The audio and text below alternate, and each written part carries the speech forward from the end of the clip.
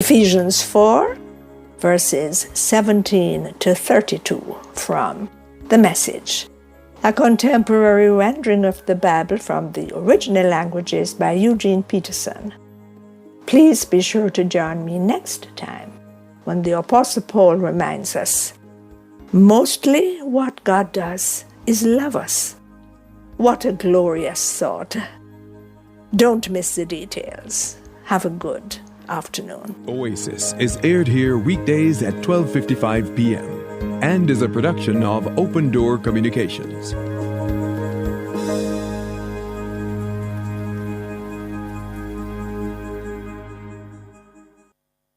Sign up and ship with Postage Logistics Group and win a trip to Rio Hotel and Resort. Call 876-846-5541 now. The time by Postage Logistics Group is 1 p.m. The Olympic Games 2024 live from Paris in France, exclusively on Nationwide 90 FM. The Jamaican star shines bright once again. Live here halfway through in Olympic finals.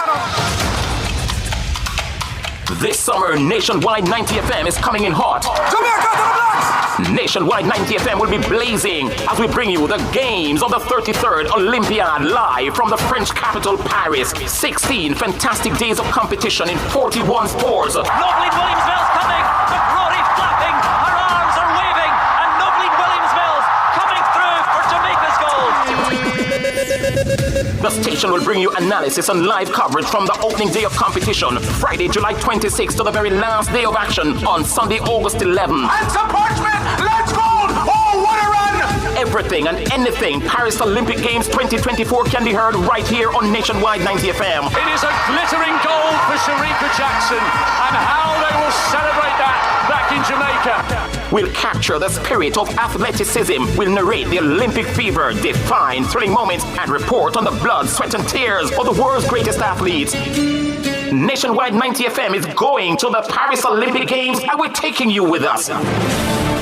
Tune into Nationwide 90.3, 90.5, 90.7, and 90.9 for live updates and commentary. We'll be giving the listeners a front row seat to witness excitement, triumph, and memories. And I think it was a clean sweep for the Jamaicans. Stay tuned to Nationwide 90 FM 24/7. Experience the Paris Olympic Games 2024 right here on the Revolution in Media Nationwide 90 FM, your Olympic Center. Exclusively on Nationwide 90 FM.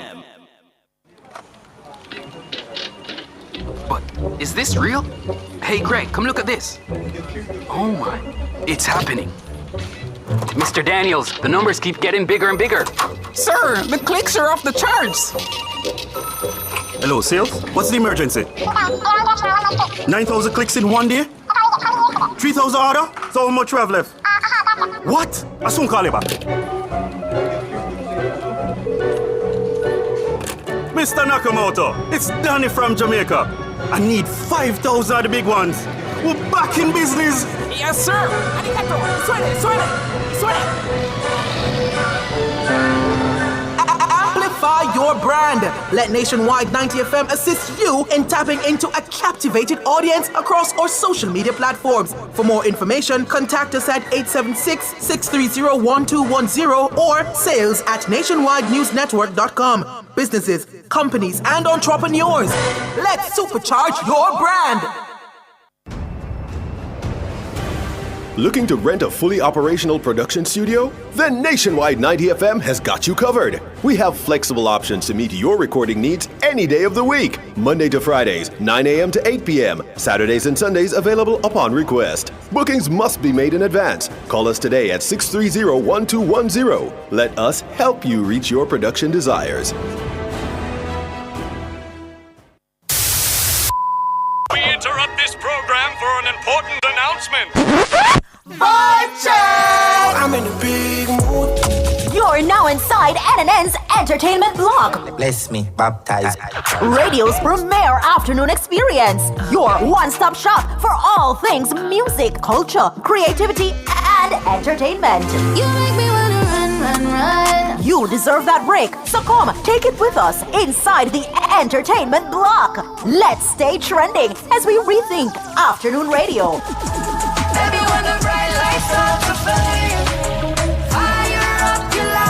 catch the vibe and ride the wave. Every day, 1 to 5 p.m. right here on Nationwide 90 FM. Your new revolution in media. 3, 2, 1. Welcome to Nationwide's entertainment block, your number one choice in afternoon radio. You ready? You know, a fully body bad God attack, you know. You represent for the sound off. And me I say, yo, Karen, yo, triple X. When that one a drop, then triple vex. Fully. Run it. When you want to hear the sound off, you can't listen it and don't off. The sound off. Hear me I say, keep it represent to the fullest and I mean for the sound off. Monday to Friday, 1 to 3 on Nationwide 90 FM, the new revolution in media. Mad. That I'm ready. Show them what beans too. Okay. At the sound off Nationwide 90 FM, 1 to 3 p.m. Lad. They ain't believing us. God did. What's up? It's Megan Sue, and you're listening to The Sound Off on Nationwide 90 FM. Nah, malalai. Sound off, Monday to Friday, on Nationwide 90 FM. This is Beanie Man. Give it to them, Saga, Zen. Oh, you mean? Alright.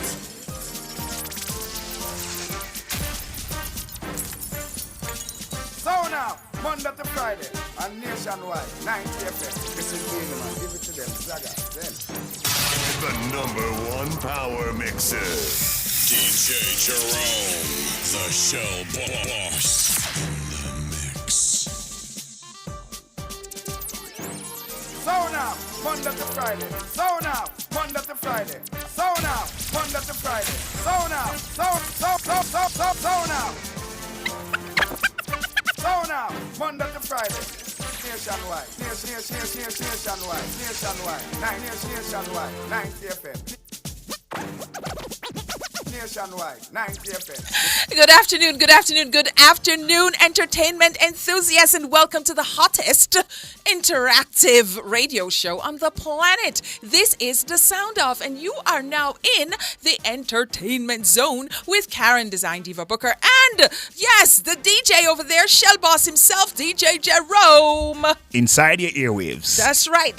So thank you so very much, everybody, for tuning in today at 1 to 3, where you know where it is, right? You know what time it is? It is Troublesome Tuesday.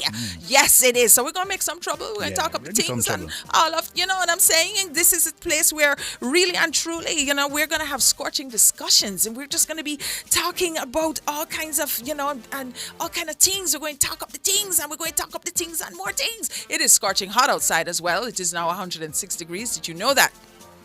It is really hot. It's hot outside. It is hot. So, everybody, if you're listening in on the airwaves, thank you so very much. And you'd be listening in on 90.3, 90.5, 90.7, and 90.9. And if you are tuning in on the YouTube Live, welcome to you. We appreciate you, and we appreciate you joining our program and our space. If you're new here, thank you for joining. I hope that we would edutain you today, edify you, and valuetain you. Yes. So for those of us who have not yet gone over to the Google Play Store and downloaded the Nationwide app, I would suggest that you do that right now. Yeah. So here was it. Nationwide 90 FM live. You download it. We really need some more subscribers. I've been looking at the numbers, and they're not moving from last week. Oh, really? Yeah. Our numbers on our Nationwide FM, Nationwide 90 FM live app. We really need to move these numbers. We have some seriously entertaining programs over here, guys. Come on, let's go. So once you do that, what I'd love for you to do is to smash the notification button. When you smash that notification button, do you know what happens after that? You get notified. When we're on live. When you're on.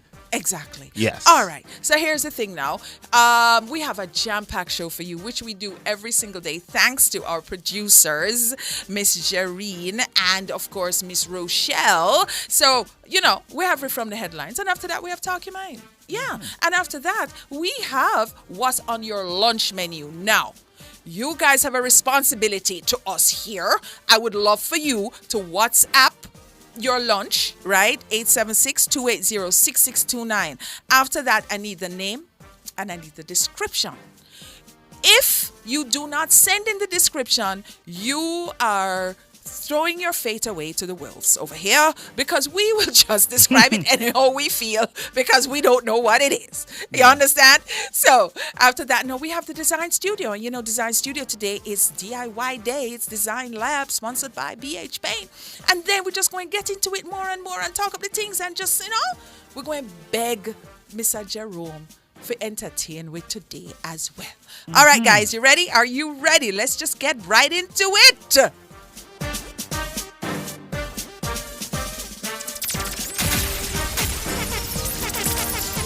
An extra, read all about it. It's ripped from the headlines. Birthday with the release of Frozen Heart. So, reggae dancehall star I-Octane is toasting his birthday with the release of his latest single. Do you know it? Yeah. You see it? I Yeah, man, saw come and hear it, man. Frozen Heart. The single, released on Monday, says Octane presents a gripping lamentation about the loss of a loved one in a compelling and relatable composition, providing a solid, meditative listen.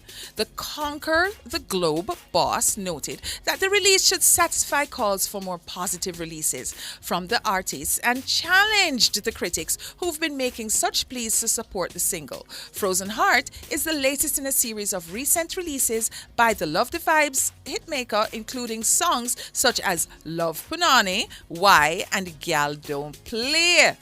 Yes. So I am very, very happy. You know why I'm happy with this? Because reggae, because I-Octane is a cross to me between reggae and dancehall. Right, Shell Boss? Yeah, of course. Right? Because I think the first song for him was, I believe it was in reggae. It was I reggae. think he started with yeah. reggae. Yeah. So, I'm going to take it anywhere I can get it. You know what I mean? So because I'm thinking, all right, because, we need a serious shot in the arm and Chronic's not answering me. I am thinking, then I will just take it anywhere I can get it. Happy birthday, I-Octane. You've been missing on the scene.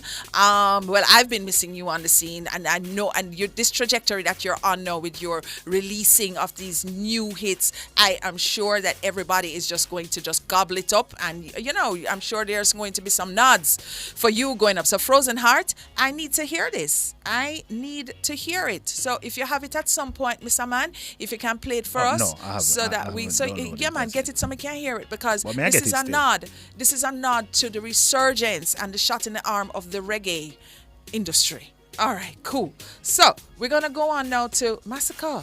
Definitely Massacre, says Sean Paul, about the leader of dancehall's current generation. So now Sean Paul has dubbed him the leader of the current dancehall generation.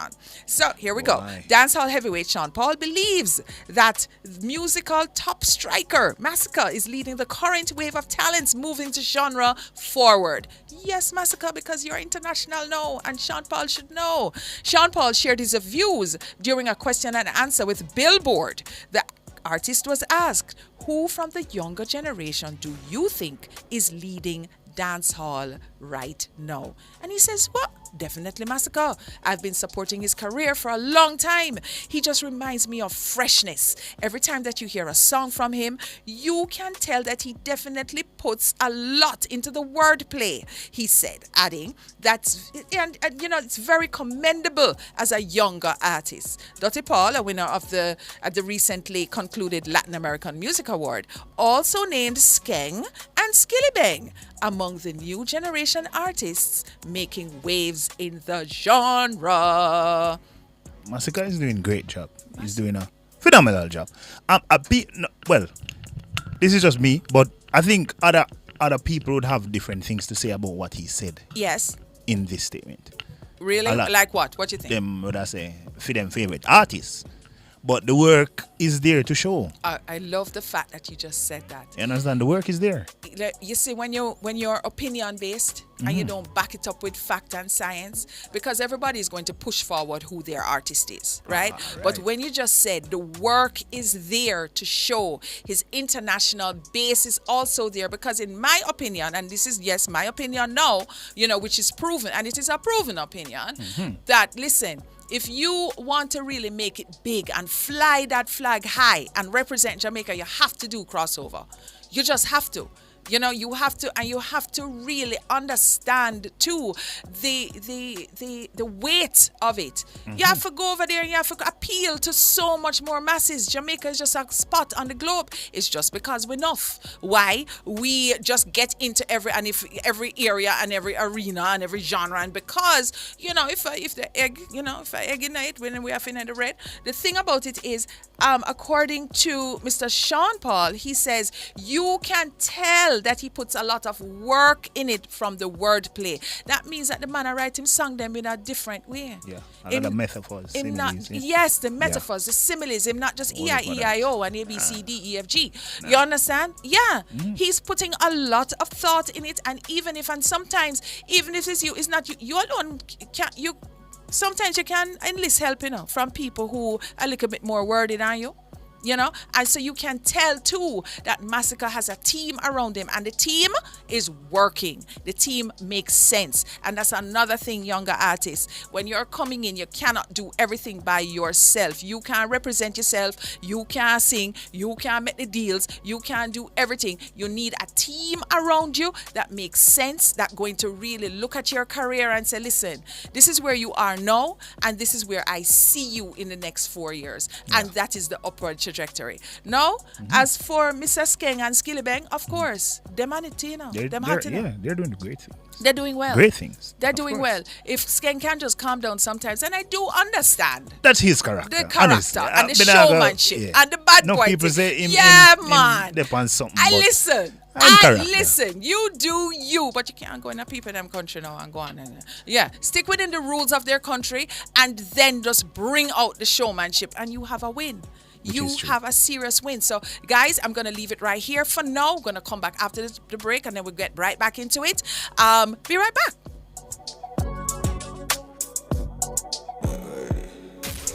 Everybody up. Yeah. Give them up. Everybody up. Love you. Yeah. Give them up. Jamaica Mountain Peak Turmeric Latte. They say that them really want latte with twist for make you flaunt. Turmeric packed with pumpkin spice, chewy flavor with delight. It really, really nice. May I for say it twice. Jamaica Mountain Peak Turmeric Latte with pumpkin spice. Served hot or cold. Sip it slow or savor the vibe. However you desire. Just add water. Available in supermarkets island-wide. It really, really nice. May I for say it twice. Good health starts with proper hydration. Hydrate your body with Hydrate. Hydrate is purified natural water from rocks 110 feet below the ground. You have never tasted water so great, yet so affordable. Yes, taste and experience it for yourself. Water at its best. Hydrate. Available also as purified alkaline water and ultra-purified distilled water. Bottled by LLNSCS Limited, a subsidiary of Max Pharmaceuticals. Call 876-983-6466. But is this real? Hey, Greg, come look at this. Oh my, it's happening. Mr. Daniels, the numbers keep getting bigger and bigger. Sir, the clicks are off the charts. Hello, sales? What's the emergency? 9,000 clicks in one day? 3,000 order? So how much we have left? What? I soon call you back. Mr. Nakamoto, it's Danny from Jamaica. I need 5,000 of the big ones. We're back in business. Yes, sir. Arigato. Sweat it. Amplify your brand. Let Nationwide 90 FM assist you in tapping into a captivated audience across our social media platforms. For more information, contact us at 876-630-1210 or sales@nationwidenewsnetwork.com. Businesses, companies, and entrepreneurs, let's supercharge your brand. Sound off, Monday to Friday, and Nationwide 90 FM. This is the man. Give it to them. You're on the phone with your girlfriend. She's upset. She's going off about something that you said. She doesn't get your humor like I do. I'm in the room. It's a typical Tuesday night. I'm listening to the kind of music she doesn't like, and she'll never know your story like I do. But she everybody knows who this is? Does everybody know who this is? Do you know who this is? This is She Wears Short Shorts. This is Taylor Swift. Yes. Yeah, and she's moving, man. She's making a historic sweep on Billboard's Hot 100 chart. As usual. As usual. This girl. As usual. This girl. So, pop megastar Taylor Swift continues to rewrite music history after becoming the first artist to sweep away the top 14 spots on the Billboard Hot 100 singles chart, following the release of her chart topping the Tortured Poets Department. On Monday, Billboard confirmed that the record-setting feat of Swift among a handful of historic achievements. The online chart is set to be officially updated on Tuesday. The feat saw Swift eclipse her record in 2022 when tracks from her Midnights album monopolized the top 12 spots following its release, as per Billboard. Fortnite, featuring Post Malone's Swift's 12th number one, pushes her past Whitney Houston with 11, making the Bad Blood hitmaker the 8th artist in history to have 12 or more number one singles on the Billboard 100, joining the likes of the Beatles and Michael Jackson. Jerome, what is this? How does one do that though? How does one get to that kind of mega stardom where it's Taylor Swift? It's Taylor Swift. It's Taylor Swift. That's the answer. You know what I'm That's saying? the answer. It's like Taylor Swift. She's now a noun. You know, she's like, or a verb. She's like, you gotta be Taylor Swifting or something. You know what I mean? Because this girl, really and truly. And one of the facts is that I can't recall a Taylor Swift song that I had to edit. Yeah. And that is something when I always say, you know, this lady now just sing country music. Yeah. She's singing world music. She's singing world music. Exactly. She have a specific song for any form of feeling you go through, you know. Like, me listen to her. Honestly, me listen to her. I love her. Razzie loves her. You love her. And this is what I'm talking about, people. You see, when you have international appeal, the way you write your music, the way you... And she don't have to... It's not no whole little controversy either. It's just the appeal. Jerry is the big fan of Taylor Swift, not me. Oh, and flirtatious. And them just nice. Them just have a vibe. That is her vibe. Yeah. So, Taylor Swift, Happy big music. up to you Yeah, every single time. And you know what it is? You know what it is, Razzie? You see, when you come to the fore with happy music and music that just make you feel good on the inside, you can't... You have to win. You know, not to say everybody, you know, you're going to have these Pollyanna euphoria moments now. No, that's not what I'm saying. But what I'm saying is you have to have a catch. You have to have something that grab people. Once you grab folks, and I believe too that she is uniquely original. She don't sound like anybody else. No. She has her own thing going. Yeah. You know, so I think there's a lot to be learned. This girl is a case study. There is so much that you can learn from Taylor Swift right now in terms of how she performs, her music, her lyrics, the type of music, just the happiness of it. It's just nice. Yeah. You know what I'm saying? Taylor Swift become your household. It's just, yeah. You have Anti-Hero you can play, please, for the people? Anti-Hero. Yeah, let's put that on for the people, so we can just be in our Taylor Swift movement, in our Taylor Swift era, you know, and just go on. Because let me tell you something. I think Ye did go up there and make a fool of himself one time. Remember when she got an award and he went and I'm like, yeah, stop. You kind of sound, you don't have to do this. You sound bad mind and you don't have no reasons for sound bad mind. Let me find this song. Yeah, but that's the thing, Razzie. That's the thing. We need to stop. Razzie is saying that a lot of people hate on her because she's white. All right, fine. So what? Yeah. So what? You need to be hating on yourself because you're not stepping up to the game. You need to be hating on yourself for hating on other people. You know what I mean? Now, this girl is excellent at her game. She has climbed her mountain and she has claimed her mountain. You know, you need to do that too instead of always hating on people. You know, that is my answer to that, Mr. Razzie. You know, this whole heap of hating on folks and stuff. We need to stop. You know what I mean? Yeah, you know, so according to Razzie, she could be the white version of Beyonce, but Beyonce is super successful as well. Beyonce has how many? Hold on a second. How many Grammys Beyonce has? About 21? It's about that. I think it's 21 Grammys that Beyonce has. You know, I'm of course part of the Beehive, and of course, and I'm part of the Barbs with what's her name? My God, I can think of the bars, but I can't think of my leader. But anyway, you know who I'm talking about. You find it yet?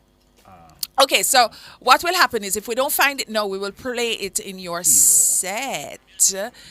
And Beyonce has 32 Grammys. I was way off. How many does Taylor Swift have? Say what?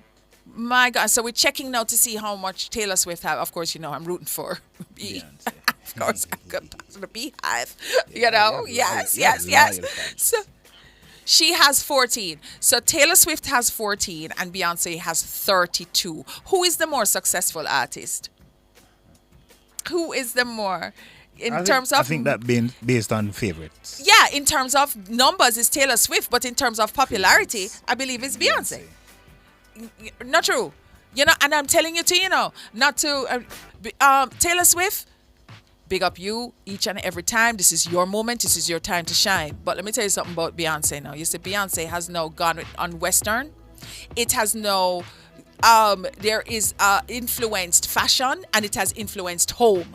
One person gone into Western, and now you will see a lot of Western influences in fashion and home based on Miss Beyonce. You have the music ready now so we can hear it? Yeah, all right, definitely. guys, here it is. Anti-hero, Taylor Swift.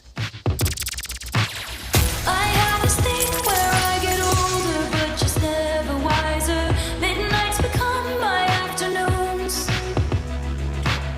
When my depression works the graveyard shift, all of the people I've ghosted stand there in the room.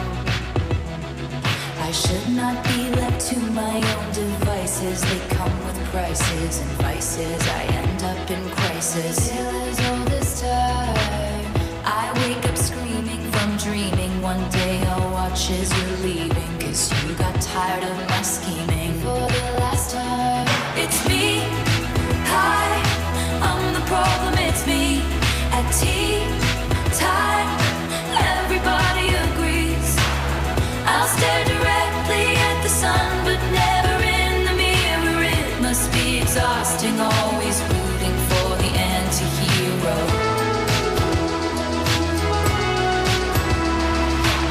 Sometimes I feel like everybody is a sexy baby, and I'm a monster on the hill. Too big to hang out, slowly lurching toward your favorite city. Pierced through the heart, but never killed. Did you hear my covert narcissism? My disguise is altruism, like some kind of consciousness. All this time, I wake up screaming from dreaming. One day I'll watch as you're leaving. Nice to meet you where you've been. I could show you incredible things. Magic, madness, heaven sent. Saw you there and I thought, oh my God, look at that face. You look like my next mistake. Love's a game, wanna play. New money, suit and tie. I can read you like a magazine. Ain't it funny? Rumors lie, and I know you heard about me. So hey, let's be friends. I'm dying to see how this one ends. Grab your passport and my hand. I can make the bad guys good for a weekend. So it's gonna be forever. Yeah, you know what I feel? I feel way back down in our bloodline. There's a little bit of soul there. I think there's a little bit of black somewhere right around the thing. Yeah. I'm gonna claim her. I'm gonna say that there is soul. No man, she have soul. There is a little bit of soul going on in there. There is. There has to be. Because the girl it's just like Elvis. When Elvis was, for everybody who, you do even know who Elvis is, Jerome? Yeah. Elvis Presley. Yeah, of course. You know what I'm saying? Yeah, definitely. Oh, okay. All right, fine. But there was this guy, I think it was Paul something or another. I will remember his name, who they said Elvis copied, right? And that was a black man who was very soulful. And when you listen to his songs, who came before Elvis, you would think it's Elvis singing, So all these people who have this soul and so on in them, yeah, man, there is some black influence going on in there, of course. So yes. All right, so we're going to take a little break and come right back. Just a second.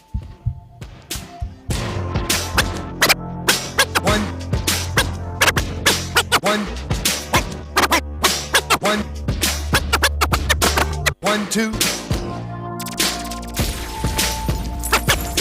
1,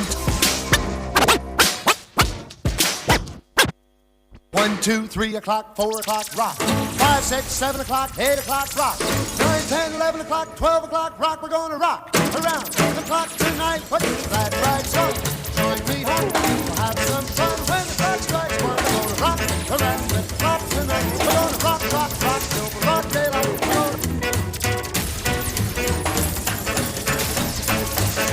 Well, it's a one. Well, it's a one for the money.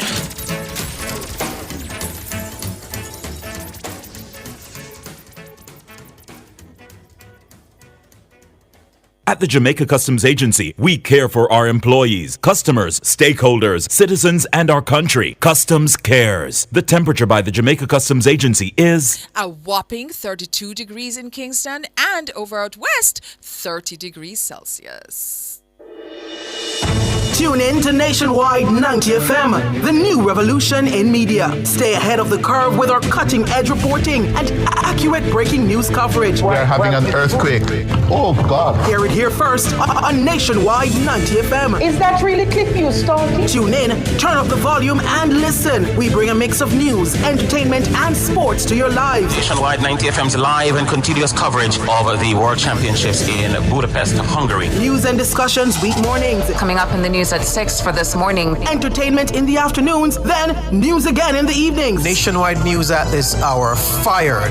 Also, tune into the entertainment and sports shows in the nights and on the weekends. It is Boy Things After Dark right here on Nationwide 90 FM. Everything is news, from current affairs and entertainment to sports, business, and other categories. Nationwide 90 FM. This is Beanie Man. Give it to them. Zaga, Zen. From every whisper to every commotion. That's rubbish. The KSAMC cannot investigate itself. Was Click News really talking like that? Every news story unfolds here first at Nationwide 90 FM, the new revolution in media. Every sound is a story, and every story we share is news.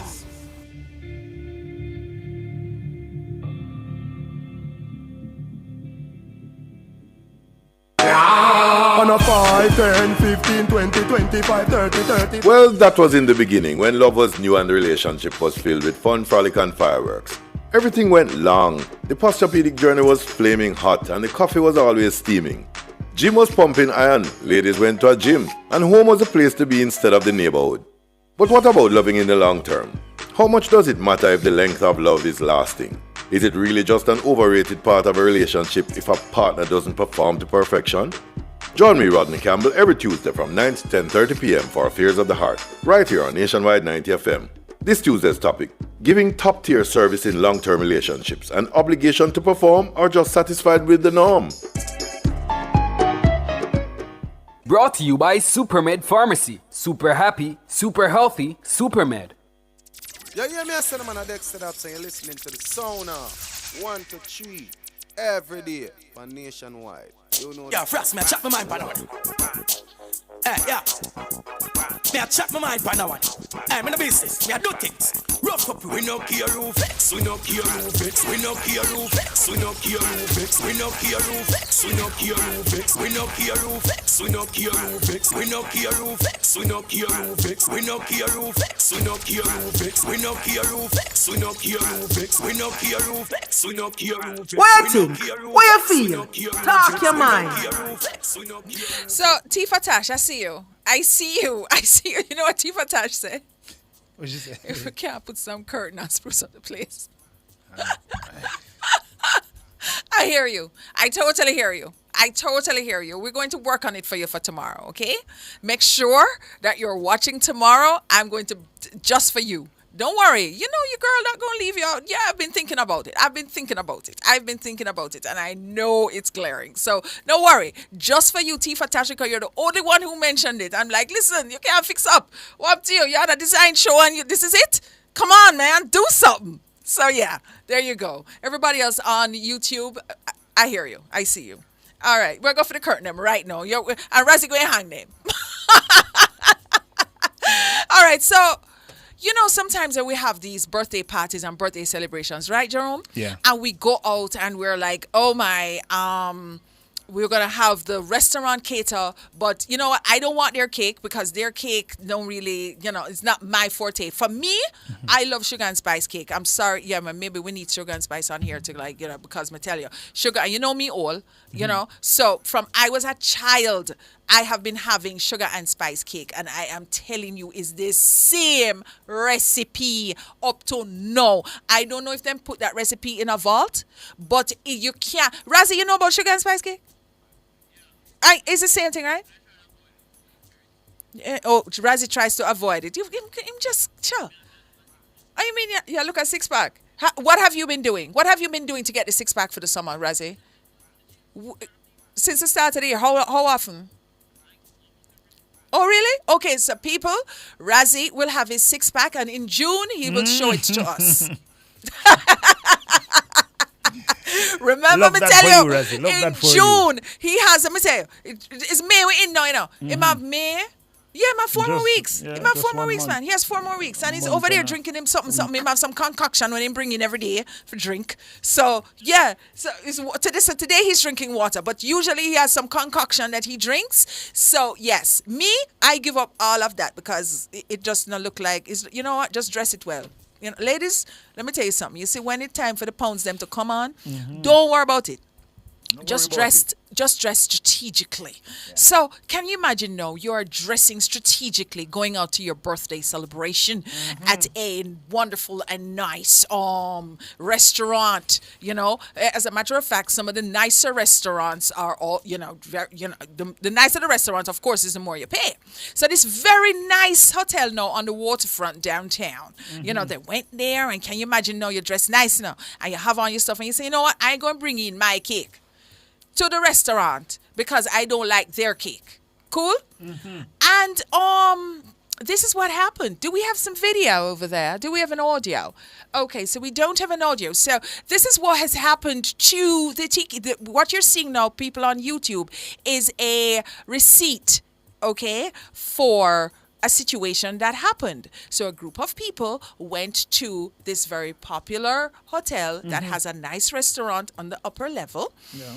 And they said, okay, I will bring the cake. So they brought in the cake from outside and asked for the servers to bring in the cake so they can sing happy birthday. All right? You would think it's a done deal. Not a problem. After the festivities and they get the bill now, lady was charged. Bring it up for me now, please. Even with my glasses, I can't see. Lord, that is how you know, say, okay. She was charged $80 US to bring in the cake, $8 for service charge, and then GCT, another $8.80. And she paid $96.80 for them to bring the cake from the kitchen to where they were eating. USD. Yeah. I pause because you're not giving me the reaction that I need, Jerome. No, Jerome. I'm actually thinking like. What you think, Sir Jerome? Wait. What you thinking about? So, me pay for my cake already. You pay for the cake. All right, there you go. Okay, the brain is working now. You pay for the cake already. Me pay for my cake already. You pay for your cake already. Yep. All I'm asking is for you to just bring this cake to my table. To my table, yes. Just unbox it and bring it to the table. Me understand the service, The service charge. $8. But the fact say you charge me $80 for what exactly? Me need to understand. Me never buy no food. Me never buy no drink. I didn't buy a drink. No, she bought the food and everything, Did you remember she and her friends at her out there? Separate from the food. Separate. Yeah. So the $80 is for the cake. The $80 for them to bring the cake from the kitchen to the table. To the table. Unbox. I don't know if it included a happy birthday. I'm not going to say that, maybe that's in the service charge. So when she called and, she said, will there be a charge for them to bring the cake from the back to where I'm sitting? She swore she heard $18, meaning 1-8. Yeah. When she got the bill, it is actually $80. It's $80. $80 with service charge and 10% tax exclusive. to the grand total of $96.80. And this wasn't a day before. This is the same night. This is, yes. So she bought the cake, bring it to the specific place. Yeah, and then just say, after we finish night, eating, just bring it in. Just bring the cake. Just bring the cake. Do you agree with that, Jerome? 80 US just to bring a cake when me buy already. Nah. No, I don't. Nah, that's kind of hefty. I think, so That's just my Tifa Tash opinion is saying, still. no problem here. The staff had to slice, plate, and carry the plate. That's what the service charge is for, don't it? The $8. That's what I was yeah, saying, you know what I'm saying? for. And my thing is like, hold on a second. Them charge tax. Which is 10? Which is now the $8.80 off of the, everything. There is a tax that is charged. I'm asking. I'm wondering what we're charged. I guess it's their policy. Yeah, okay, so Radley Boy said, I think all restaurants have a policy when you carry your own cake to have it there. And we do.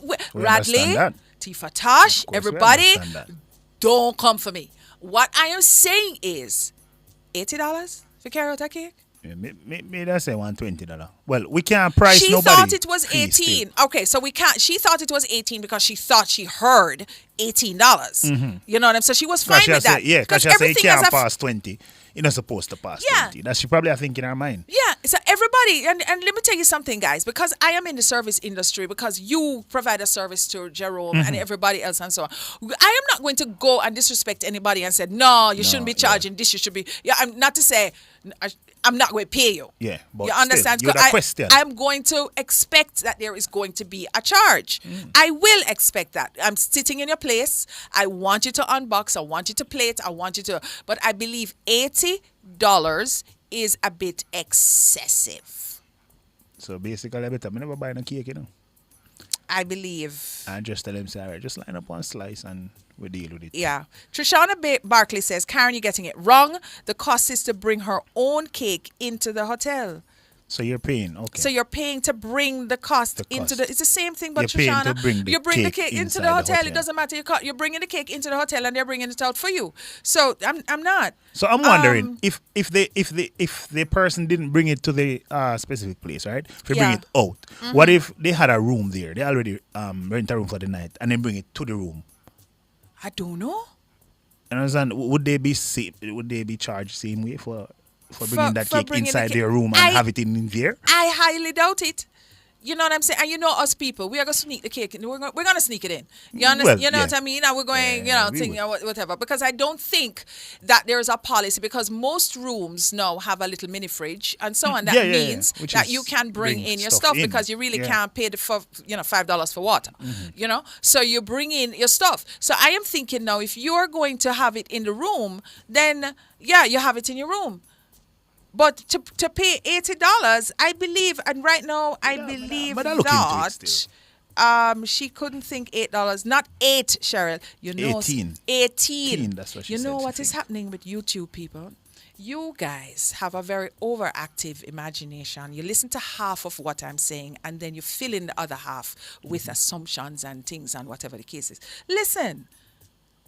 Okay. Maybe because the hotel kitchen probably have to keep the cake. Yeah, but if you're keeping the cake for 1 hour, Majestic. Yeah. Yeah.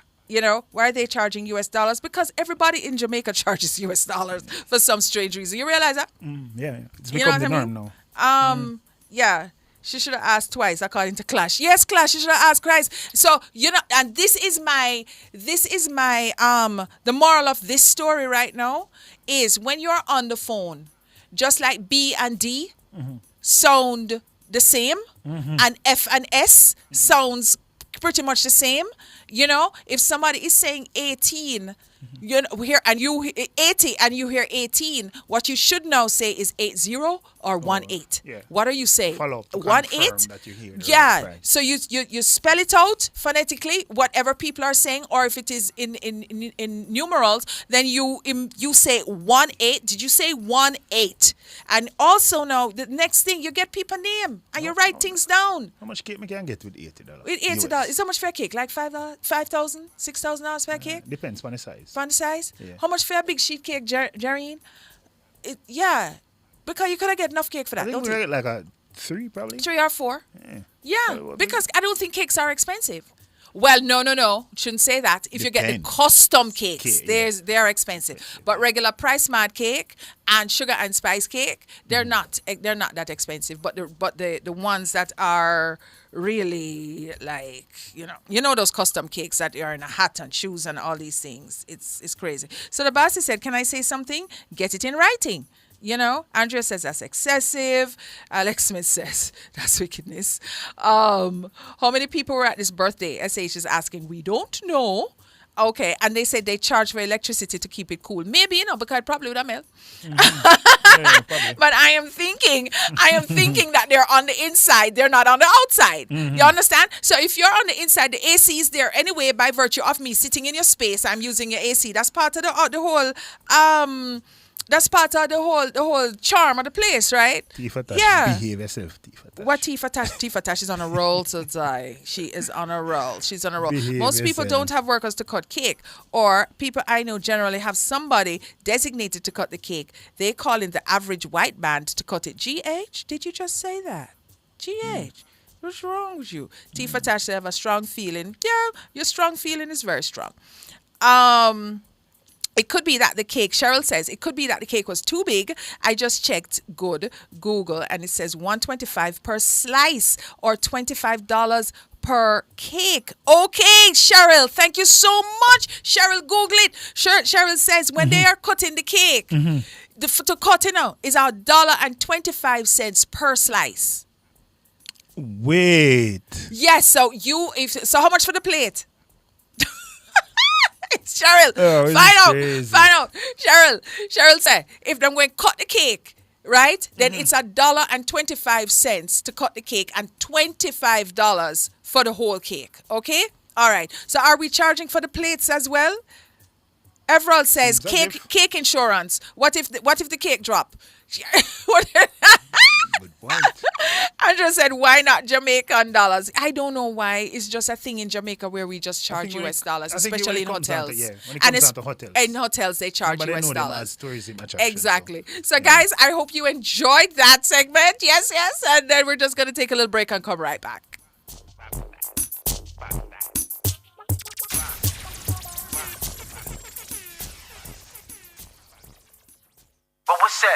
Music a play and the people a rock. Everybody asks for the calico jack. Cups up, make a party. Rum punch send my way. What you know? Fruit punch mixed with the rum.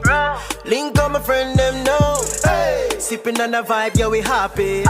Calico jack and then we started. Music a play and the people a rock. Everybody asks for the calico jack. Cups up, make a party. Rum punch send my way.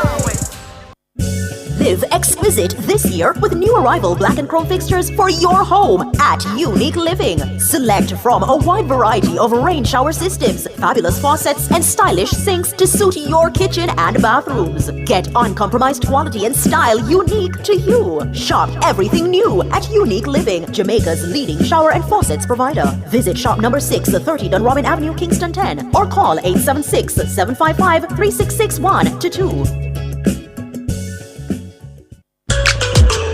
Time for a new look. And high time to get serious about protecting our home and investment. It's time to choose BH Paints with over 60 years experience in quality paint finishes. Their products are superior and long-lasting. Time to check them out. Ask about BH Paints 100% acrylic Ultima Plus paint and primer in one. Experience rich colors with advanced UV and mildew-resistant technologies, independently tested by experts. What are you waiting for? Visit a BH Paints Color Center today. Make we keep Jamaica clean. Me as if we keep Jamaica clean. Keep Jamaica clean.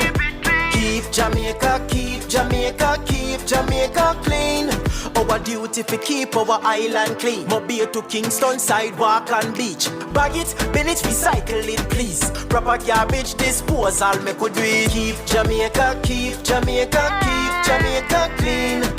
Keep Jamaica. A message from the National Solid Waste Management Authority.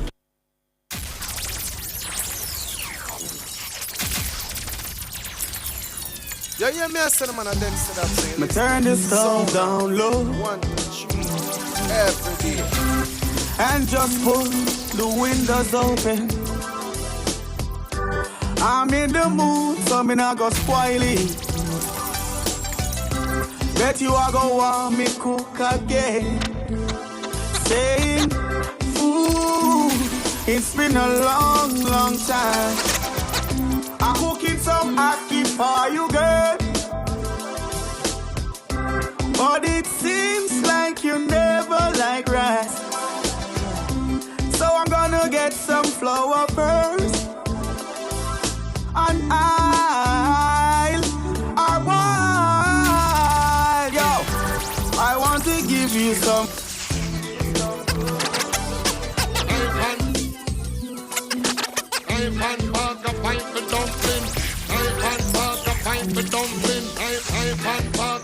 It's lunchtime. What's on your lunch menu? Oh my goodness gracious me. Let me tell you guys. Let me tell you. We have some bullies in here, you see? And her name is Jareen. Jareen is like 5 foot tall. You understand what I'm saying? Let me just tell you this right now. She's like, I don't think she is at a penny over 5 feet. I mean, I tell you, say, she says she's 5'4", but me don't see it. So the thing about maybe when she have on heels, I don't know. But let me tell you something. She bullish and her licks hard. You see, when she starts, it's like she have a heavy presence. Heavy. You know, yeah, she's just heavy. And then when she talk to you, sometimes it's like, be very careful if fine voice among them. Ladies and gentlemen, let me just tell you something. You said the people with fine voice, like Jareen and Rochelle have a touch it. Yeah, be very careful of them. Yes, so let me tell you something now. People, again, the WhatsApp number, you know what's coming on now, right? You guys listening every day, for the visitors, this is what happens if you are new in the space. This is what happens right now, you know what it is, right? It's what's on your lunch menu. So we're asking you to send in your food. Right now we only have 4. Why we only have 4 on a Tuesday, I don't know. So just try send them in now. Remember too that when you send in the food, yes, if you're going to get in your feelings, we're asking you to get out of your feelings. It's not about, because we're going to critique the thing and we're going to make you better. Because of us critiquing here, lots and lots of people have taken the constructive criticism and they have gotten better, don't it? All the plating and everything, all Miss Jean, we'll learn from Miss Jean. We'll learn about cucumber till we're full. You understand what I'm saying? So here the thing now, please, may I beg you, send in something them now, man. 876-280-6629. And then now I'm going to ask you to do one more thing. Listen to this. I need your name and I need a description. If you want to leave up your food to the discretion of us inside here, then hey, that is when I say it is not for the faint of heart, right? But here we go. All right, Miss Jareen. So it's coming up. Radley said people on fasting. What am I fast for? Oh, Lord of mercy. Look at this one. This is pretty. This is our favorite place, Rocky Point over in Clarendon. And guys, you know that we went there about 2 weeks ago.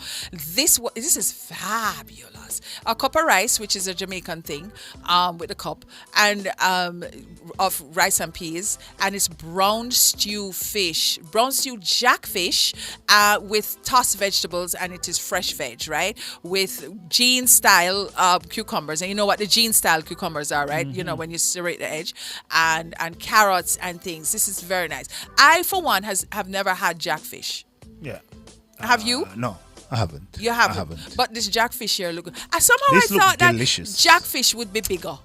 Yeah, true name. I think I true name. Yeah, Jack. Yeah, Jack, I just thought it was. I have a funny story about the Jack situation. My parents did not, choose to want to have a very long marriage. So when they got divorced, nothing named Jack was brought into my house. Oh. What? That was my mother. Are you serious? So I don't know how jackfruit tastes. I don't know how jackfish tastes, and there were no jacks. Mackerel. And Jack, and then jacks. You used to play jacks. No, jacks never come in my house. Wow, that's crazy. My mother, she was something else. Okay, all right. So Sonny gave it a 10, Rosalind gave it a 10, and Lisa. Let me tell you something you people over there in YouTube land. Today's not your day to grade. You can give comments, but tomorrow is your day. All right. Cheryl says she likes Jack's Fish, and Lisa says it's a good start. Yes, it is a good start. It's pretty. It has color. It's in a rectangular plate, and then the way it's plated. I bet it's Natalie do it. Natalie, if it's you plate this food, thank you so very much for plating this food because it looked really. This nice a 10, clean. man. This look good. Yeah, man, it's a 10. It's a definite 10. This look good. All right, any more? Oh. Lord have mercy. What is something I call again? Please help me, Jesus. What is this? What are this, please? What is? What are this? Please tell me. What are this? What are this? What? Fla with stew beef. Stew beef chops. It's Alec in Mexico. All right, Alec in Mexico. Somehow I thought this would be you. No, sorry, fla. Them a turn me off, though. Yeah, Alec. the fla. Alec. I ain't gonna lie. Alec. Only you. I ain't gonna lie, Alec. Fla. The fla. I don't mind the fla. I think the fla would be good to sop up all of this. No? Isn't that what fla is for? You say what is the blasphemy? This is not blasphemy. Alex, I am appreciating Alex, if we never grade food body, my black you all out. Mighty. The dumplings are not fried. That means they're not fried is what? Of course, the dumplings are fried. They're fried, but it's not fried dumpling. It's fla. I've never had stew beef. You know what I'm saying? Of course, Alex is Alex. Somebody give it to Alec. No, this is Alec. Alec from Mexico. Alec. Exactly. Yeah. But let me tell you something. Remember, all of our people, the family, because you guys are family to us now, right? Who send in the food. Remember, Jerome, one thing you must remember, everybody has their own unique style. Jean have our style. Vanessa has our style. Alec from Mexico has his style. Mark from Mandeville has his style. So no, let them stay with them style. It's quite all right. It's quite fine. But Alec, I am giving you a 6.5 for this because I don't understand. May I give it a 7 still? All right. Okay. Yeah. All right. Big up yourself, Alec. Yeah, is this a spaceship? It kind of look like spaceship for true. Don't it look like a spaceship? It look like, E.T. It look like a fish. Yeah, really look like a spaceship. Rick, it's true. It's true. Yeah, man. I like it still. I like the artistry in this food. Beef look well cooked. It looks well cooked, yes, but I can never remember the time in the setting the alligator paw. Oh. Lord have mercy, Jesus. I think that. I have never in my life, in all of my days, and I don't know, say anything like that in a plate.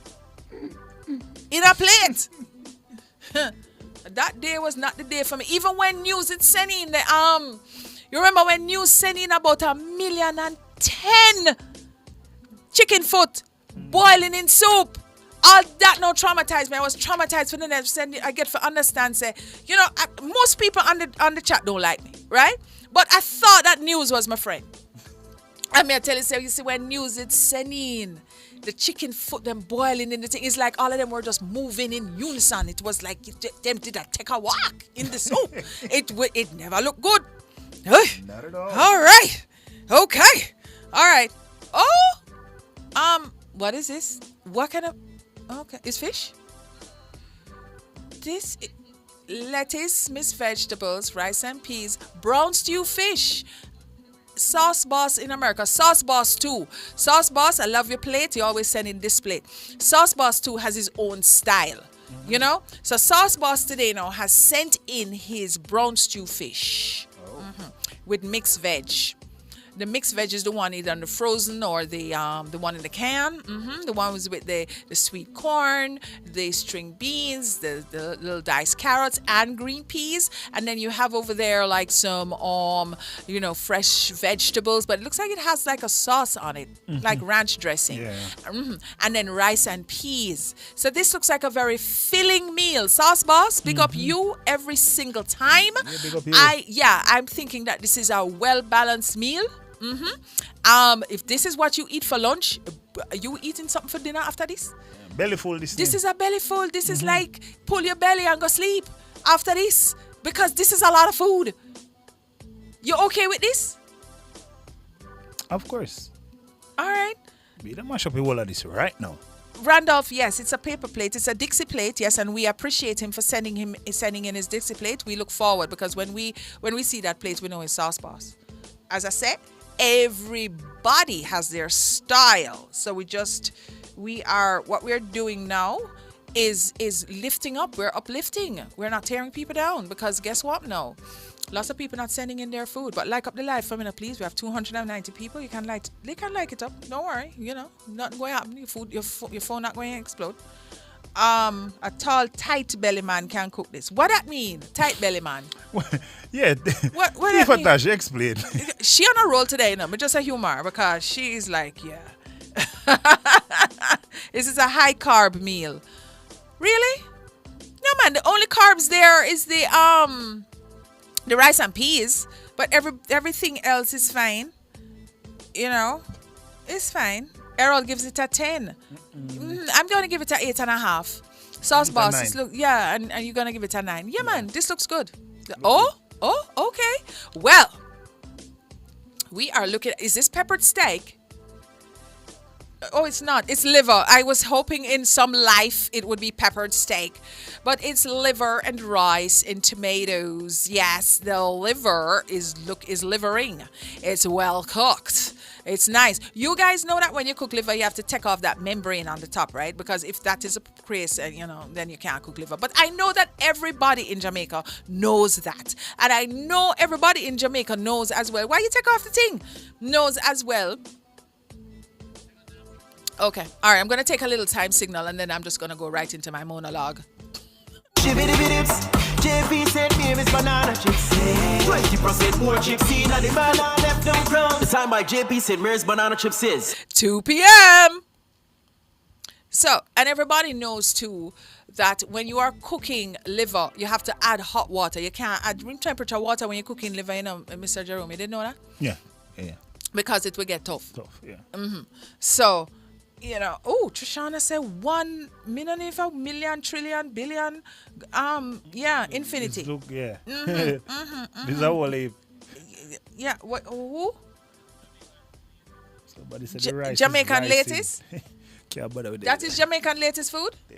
I hope it's him cook it. That is Jamaican lettuce. Okay. You see, we don't like the cropped pictures, You see, when the pictures are cropped, it makes us very suspicious. And people over here, including me, we have a very, very, very active imagination, and we would build a story on spot about this food. We would tell you exactly where you take it off and where the watermark was and how you crop it and how this and how that. Yes. So if you don't send in Mr. Jamaica lettuce, if you don't send in the whole plate, we over here in this space are going to build a story, and we're going to say this is where you get the picture from, and it's not you, and all of these things. So if you don't want us to talk about you, send in the entire picture. But the picture looks good. And let us talk about the rice now. A round of applause for the rice. The rice looks good. The rice is ricing.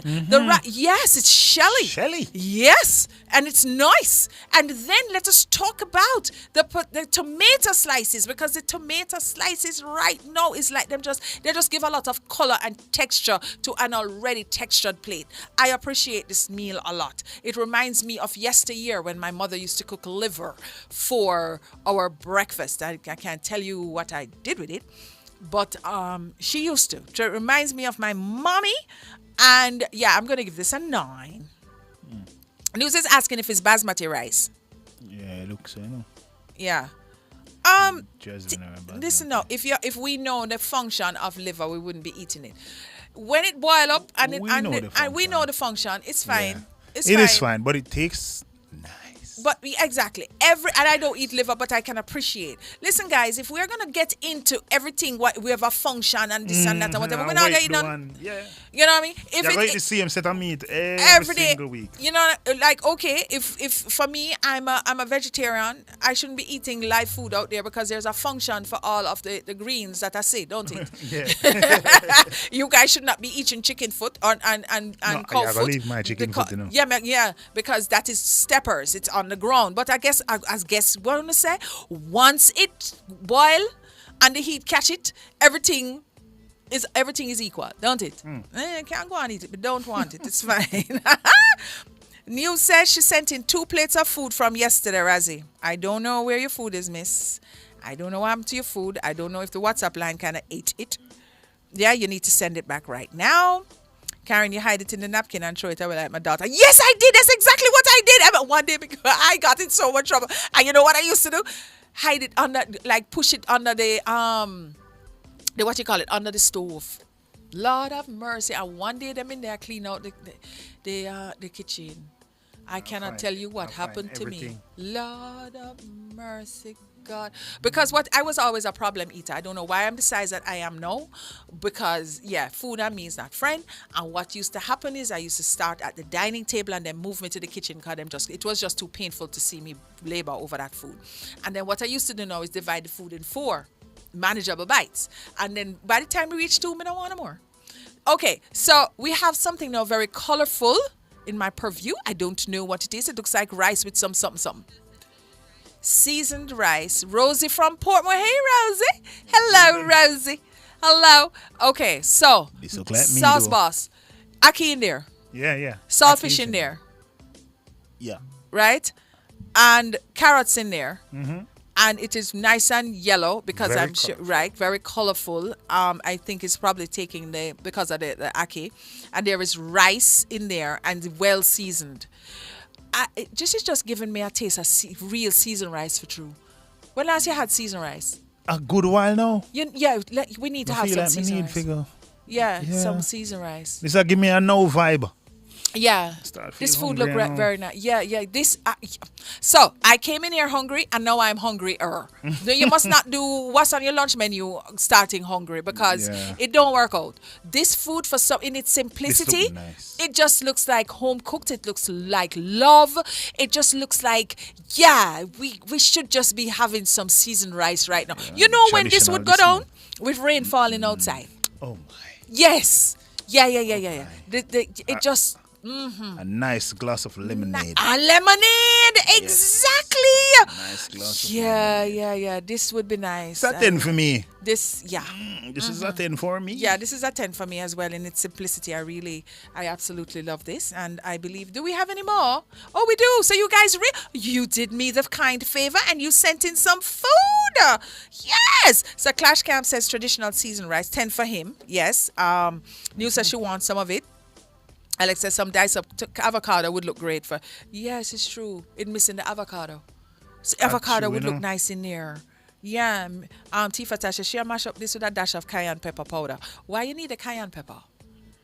You don't need a cayenne pepper powder for this tea. What you need is some Scotch bonnet pepper. Tea sounds like an Indian. Yeah, because you need Scotch bonnet for the so flavor. We don't need no more pepper. Yeah, it's the flavor.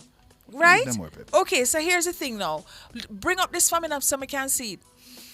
Brown stew, goat meat, Ricky from New York. Okay, we have like brown stew, goat meat, plantain cut the right way, and spinners, and white rice.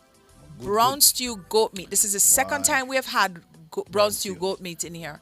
It's something different. Good goat. You're good goat. So brown stew. Rick, this is Rick from New York, right?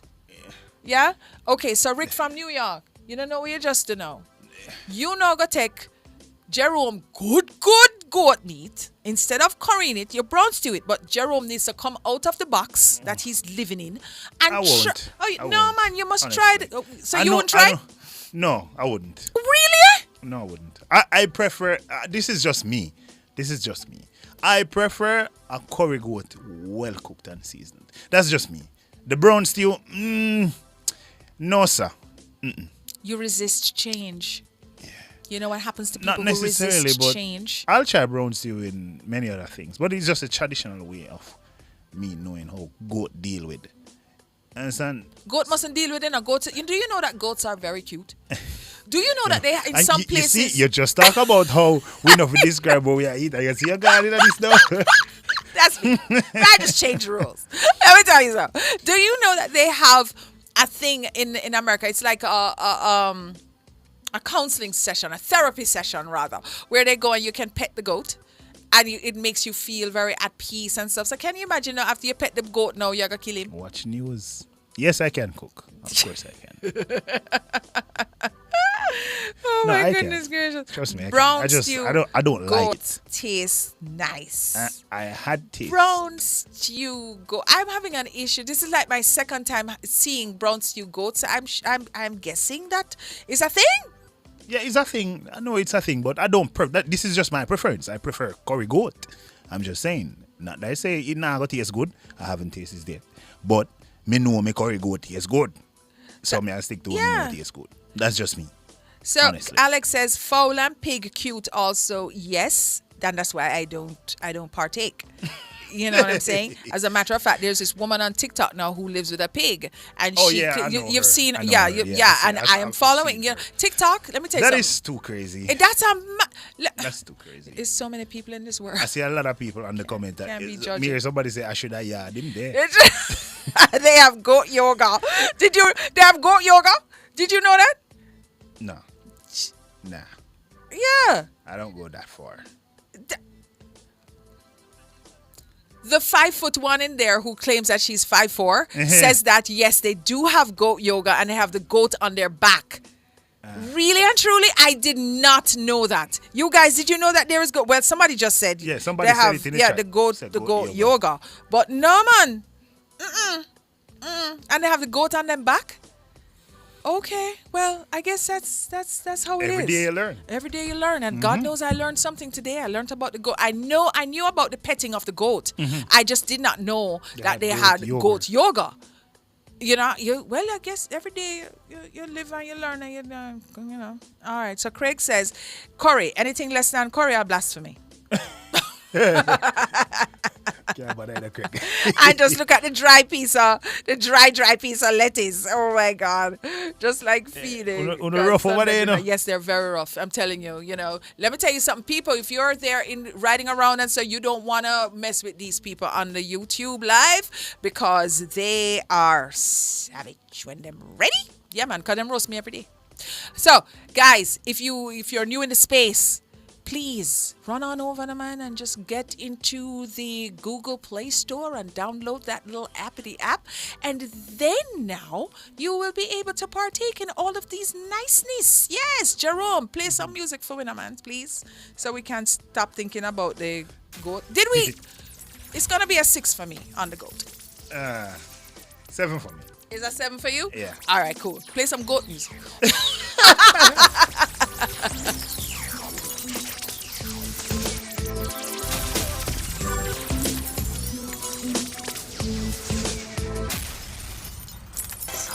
Jesus Christ, Jesus Christ, why? The chest plates upon me, yeah. When I spend no time with my girl and I give me bone. Why? I spend no time with my woman and I give me bone. Ah, boy. When I spend no time with my girl and I give me bone. I spend the time with my woman and I give me bone. Ah boy, yeah. When me run out and next man I run in. That's what turn me back and next man I turn in. Them in a me place I make love and we say bunny. Yes, this boy drink out my fruit juice them. Boots I'll use and none of me use them. Marina stretch out, it look like we wear the same size. And me can't find me new shoes them. The wickedest thing I know about me at the end. Say she want a visa, me get it and give her. Here she a complain, say she want a car. So me go hunt it for her. Yes, we get an album deal and give her half of the money. Hey guys, we just had an announcement that we will be having an abridged show today because of the House of Representatives. I've just seen the other boss, you know, the other one called Nora. You know, when you see her, you know, so big things are going out the road. So, you know, when she says cut, then we gotta cut. In the meantime, please enjoy the musical stylings of the Shell Boss, Jerome.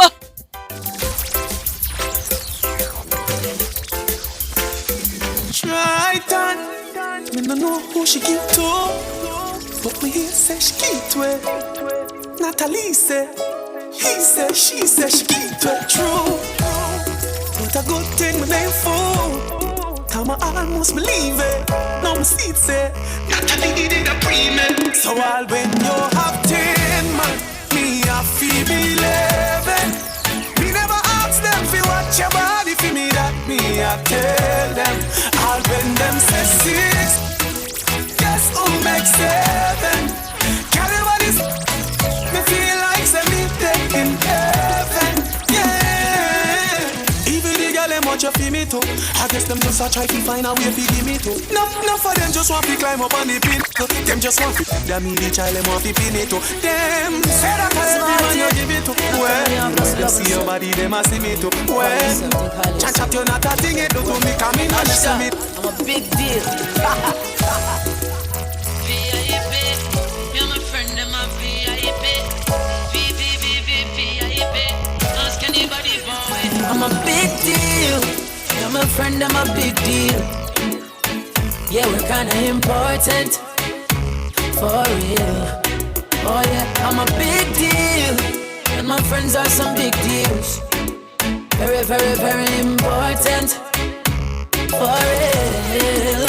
This has nothing to do with money or fame or vanity. This one is all about self-worth. So big up your chest and stand proud and don't matter about nobody. No man no more than a man on this earth. So whether you walk or you a drive car, I tell if you're white or black like tar, me feel good in yourself, you're a star. Push up on no one and tell all the haters I'm a big deal. You're my friend, I'm a big deal. I'm a big tell you. Yeah, we're kinda important. For real. Oh yeah, I'm a big girl. It's not the first, not the last. So much pretty girl I pass. And holding out is such a task. That's why me I say this from my heart. Oh Lord, don't let me cheat on my girlfriend. Cause as far as I can see, she loves only me. Oh Lord, don't let me cheat on my girlfriend. But Lord, if you can stop me from cheating, just don't let me get caught. No, don't let me get caught. No, don't let me get caught. So hope I don't get caught. So listen to me now. It's such a sticky situation, yeah. I promise my girl if you only look in our direction, but everywhere me.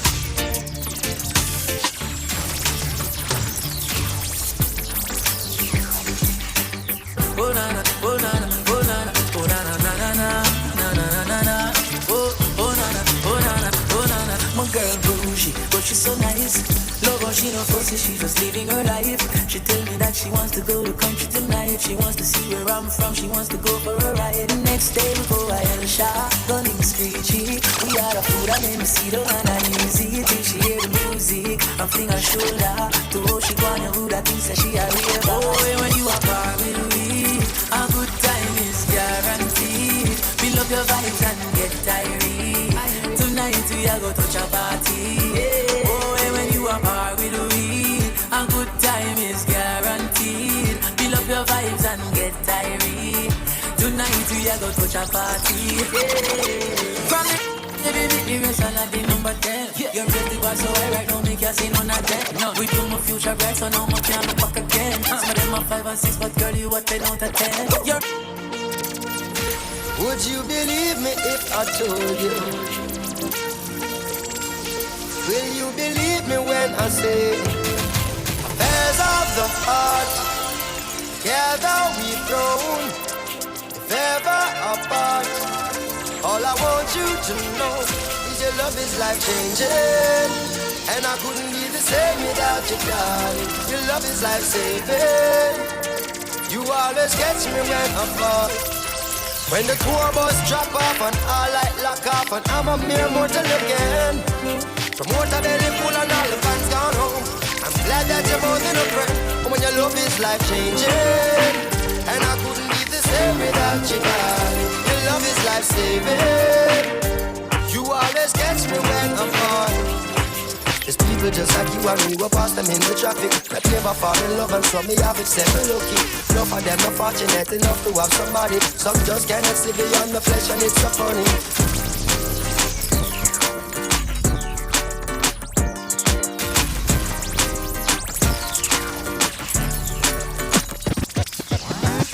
Girl, you make me feel so fine. I think about you all the time. Empress really make my love light shine. Enough of them pretty on the outside, most of them are the devil on the inside. Outside clean like a pearl or a ruby, but you know them heart just dark up and dirty. Oh, and me first take where you, me never know she woulda turn round and just she pretty on the outside, but she had the devil on the inside. And listen now, don't for them gyal the way you walk up and down in all the streets in a flip flops and skinny jeans. Quick to tell you how them rate you and them love you, but you find out that them don't know what love means. If you follow them, you think you still can't stay from me. But most of them have got the same intention.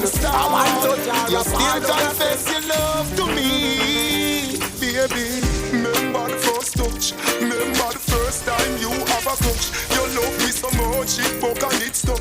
But still first love of the deepest cut. Remember the first time the house where we are.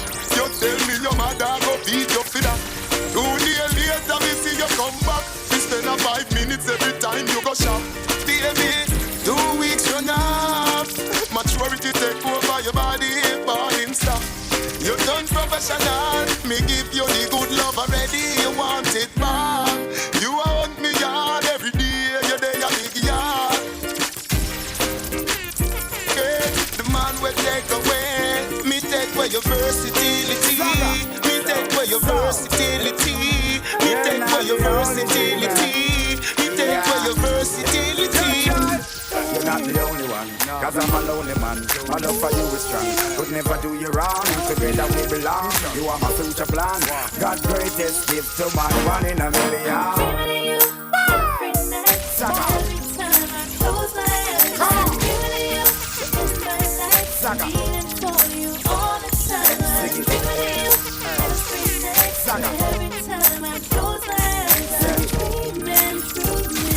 Tell us something, girlfriend.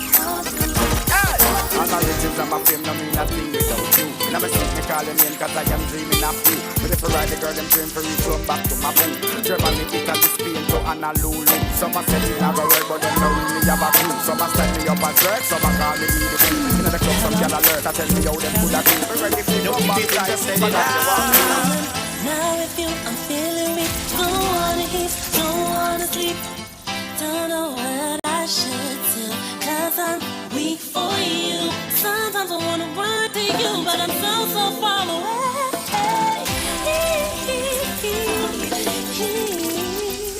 Miami, California, I'm right here waiting for you. Yes, I'm missing you. Hey, 5-star accommodation, hey, first class reservations. Still I'm missing you. Hey, reminiscing on the peace and your devotion. Even when I'm jet setting across the ocean, I'm missing you. When the sun gone down and the lover come down, woman get that and want to have fun. Remember you say me as your sugar plum plum. Remember you tell me you now give me bun. Me baby, anything or anything, me we do the things them as long as you want me. Me baby, anything or anything, me we do the things them as long as you want me. Distinguished members of Nationwide 90 FM now brings you live coverage of the Minister of Tourism Edmund Bartlett's sectoral debate presentation. This broadcast is brought to you by the Ministry of Tourism.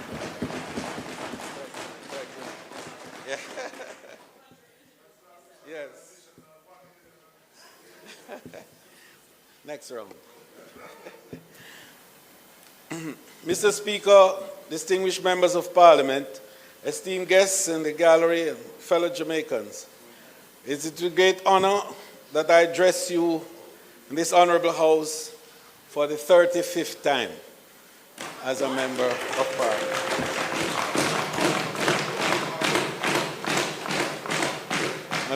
And Mr. Speaker, while I mentioned 35 years in this house, there was 4 years in the other place.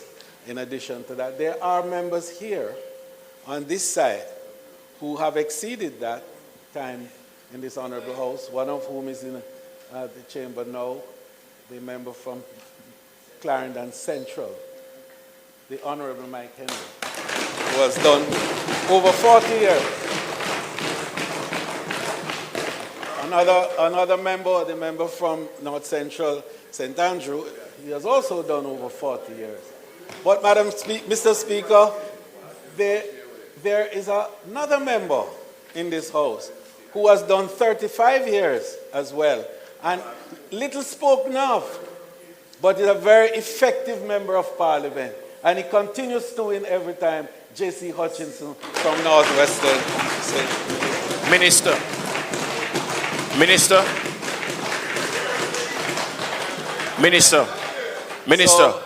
please turn the other mic off. Yeah, thanks. Go ahead. Okay, this is enough. So, Mr. Speaker, I use the opportunity as I make that reference to recall also that another member on that side has actually reached the 30 threshold. The member from East Central, St. Andrew, who isn't here, a former leader of the opposition and a former Minister of Finance. And I'd like to make reference to that milestone as well. So, Mr. Speaker, I stand to share the remarkable progress we have achieved in the tourism sector over the past year. Through innovative strategies, we have ensured that every Jamaican rightfully takes pride in and directly benefits from the prosperity of our flourishing industry. As a public servant, our collective goal is to uplift our people and enhance our nation. I am proud to lead a ministry that is pivotal in advancing these efforts under this government of Andrew Holness.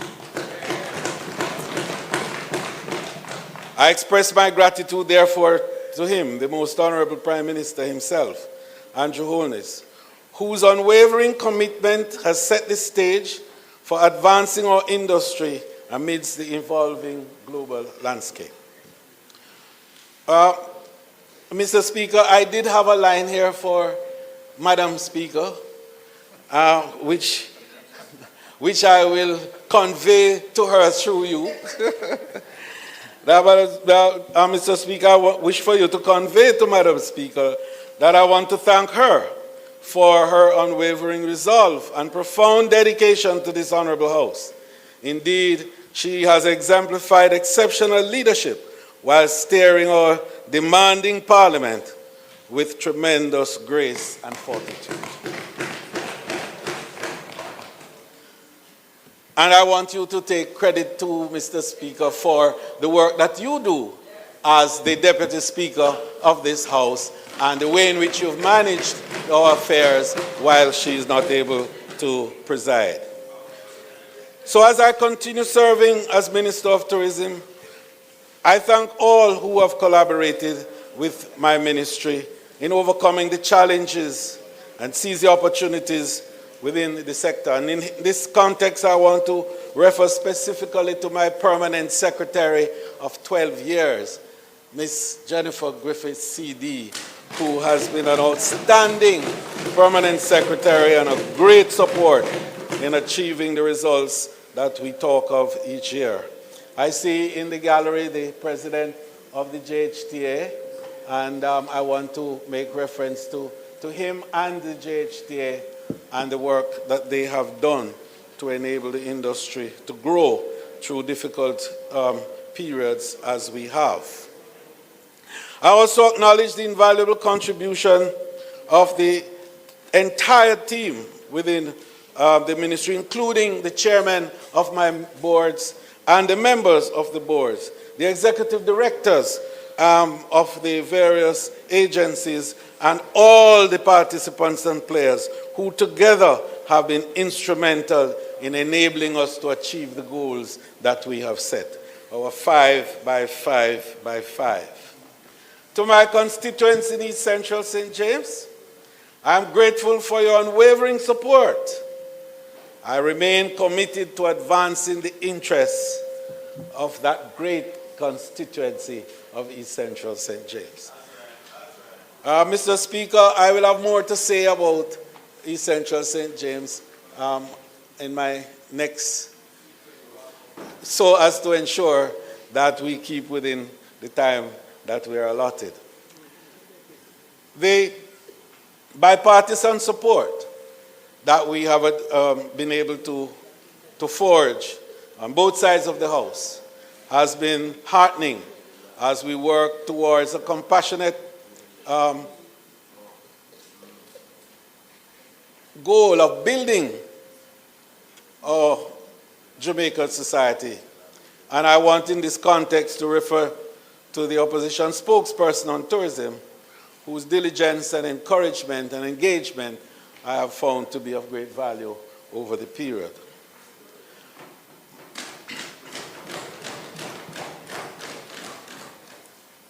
Mr. Speaker, I am privileged to serve as leader of government business in this honorable House. And I really want to thank the Prime Minister for the confidence that he has displayed in me, and more so for giving me a deputy House leader who is competent, efficient, and always present. And the truth is, Mr. Speaker, that we couldn't achieve half what we have done without the teamwork between the member from St. Catherine Central and Minister of Culture and myself. And we work in many places together, and for a long time too. Yeah. On a personal note, Mr. Speaker, I'm grateful for the support of my family, especially my wife, Carmen, whose encouragement empowers me to serve with dedication. Mr. Speaker, we have the joy, the pleasure, and the blessing of celebrating in February our 50th wedding anniversary. And I know that with time, with His grace and His blessings, we will get on to other milestones that will be able to not only give to our children and grandchildren the sense of what family life is all about, but to enable them to contribute to the building of their communities and the world. Finally, I draw strength and divine blessings from the Almighty Himself, and I remain dedicated to serving the people of this blessed land of ours. I earnestly pray for His ongoing guidance in all my endeavors to enhance not only my personal well-being, but certainly to enable us as a team, as a country, as a people, to provide quality service to each other and to the global community that we're part of. Mr. Speaker, today's address is a testament to our unwavering commitment to the welfare of all individuals who contribute tirelessly to our tourism industry. You know, and I wanted to do this one, especially this year, Mr. Speaker, because there's a lot of misunderstandings out there in terms of the industry itself, of tourism, and what it does and contributes to the ordinary Jamaican, to the entrepreneurs, to the professionals, and indeed to the entire nation as a whole. And the temptation is always, Mr. Speaker, for us to see tourism as an enclave and something for the big man. And I deliberately say that today, the big man. Today I want to speak to what tourism really means to every man in this country and everywhere. So the tourism industry and its associated public bodies, as well as private enterprises, are dedicated to cultivating a world-class destination that advances our people and sets new benchmarks for excellence in our industry. Our leadership in innovation within the tourism sector continues to yield record-breaking achievements year after year. As we step into 2024, we embrace the ethos of even more in 24. Recognizing, of course, the transformative power of Jamaica's tourism industry. The interconnected web of tourism value chain is not just a beacon of hope, but a powerful force that fosters positive change and uplifts the lives of the Jamaican people and local businesses. In our pursuits of a more resilient, inclusive, and equitable tourism industry, we have adopted a comprehensive approach to enhancing the welfare of our workers. This, Mr. Speaker, includes strengthening tourism linkages, fostering training, development, and innovation, implementing the Tourism Workers' Pension Scheme, and addressing social housing needs. These initiatives clearly demonstrate that our commitment is strong to the well-being of our workers, and I'll have more to say on that a little later on in the presentation. Madam Speaker, our initiative reflects the steadfast dedication, Mr. Speaker, I beg your pardon, the dedication of our government to the welfare of our people and the advancement of their prosperity. Together, we are charting a course towards lasting progress and prosperity, and the well-being of our citizens are taking precedence in all our efforts. Mr. Speaker, tourism is the backbone of the Jamaican economy, and it is our responsibility to ensure its long-term economic viability and sustainability. We must prioritize policies and programs that support Jamaicans, who are the backbone of this industry. The theme for today's presentation is Tourism Gives Even More in 24.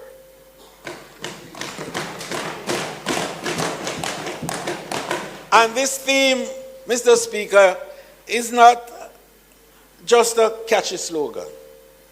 It is a commitment by the government of Jamaica and the Ministry of Tourism and its public bodies to enhance the lives of all Jamaicans through people-centric initiatives. Therefore, we must strive to ensure that every Jamaican feels the positive impact of tourism success, and not just a few, but the entire country. This is not a difficult task, really, given the wide-ranging impact of tourism. It provides employment opportunities for countless families. And I thought about it a little bit and asked, what does it really require to satisfy one tourist? One. And the answer came back that there are more than 75 discrete activities by varying skill sets and different types of individuals to enable one tourist to be satisfied. So what it does, in fact, it says that if you bring 4 million visitors to the country as we did, it takes 4 million times 75 activities to satisfy that group that come here. Think about it for a country with 2.9 million people. And then you will appreciate the breadth and the width and the depth of tourism's penetration throughout the economy and the communities. So, Mr. Speaker, we are building a strong foundation and have already implemented programs that train our youth for tourism jobs, initiatives that support small businesses, policies that encourage locally sourced goods, and a focus on sustainable practices that protect our environment, the very thing, indeed, that attracts visitors to our country. However, Mr. Speaker, there is still much work to be done, and we will continue to thrive and strive and spread the wealth created by tourism. When tourism dollars reach local businesses and residents, it creates a more equitable economy, leading to a strong Jamaica where opportunities are accessible to everyone. Mr. Speaker, the industry has enjoyed a record-breaking year, surpassing all industry experts' expectations.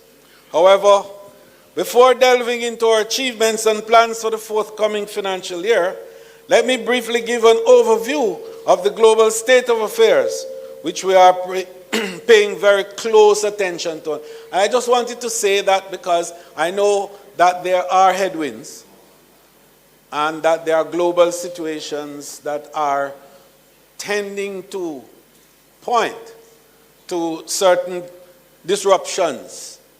And the good thing about tourism is that we are not unaccustomed to disruptions, and that we thrive on building resilience to overcome disruptions. So we see the global economy characterized by its dynamism and complexity, presenting both challenges and opportunities. Overall, while the global economy shows resilience, inflation and geopolitical issues pose risk to economic stability and may temper travel demands by affecting consumer confidence and spending patterns. Inflationary pressures and geopolitical uncertainties are common threads across our key markets, the United States, Canada, and the United Kingdom, as well as other source markets. And this underscores the need, therefore, for cautious monitoring and adaptive strategies by us in the tourism sector. In the local scene, whilst we are cognizant of the headwinds, allow me to provide this esteemed House with an update on Jamaica's exceptional performance during the past financial year. The tourism industry has maintained a remarkable post-COVID-19 pandemic rebound in 2023. And the good news, Mr. Speaker, is that we no longer talk about 2019.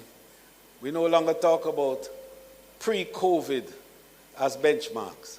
We are now operating a new benchmark, 2023.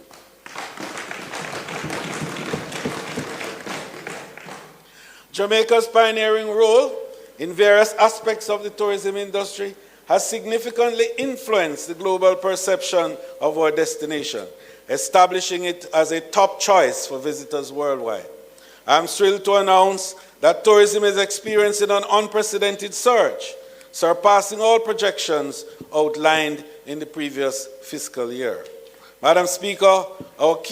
Speaker, our key markets demonstrated strong performance.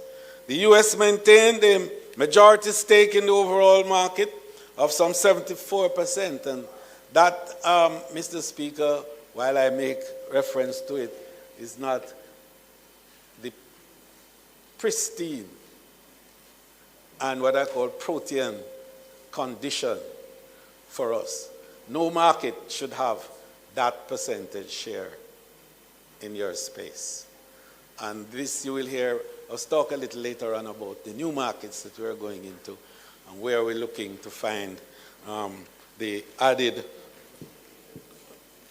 5 million that we want after we've achieved the first 5 million. So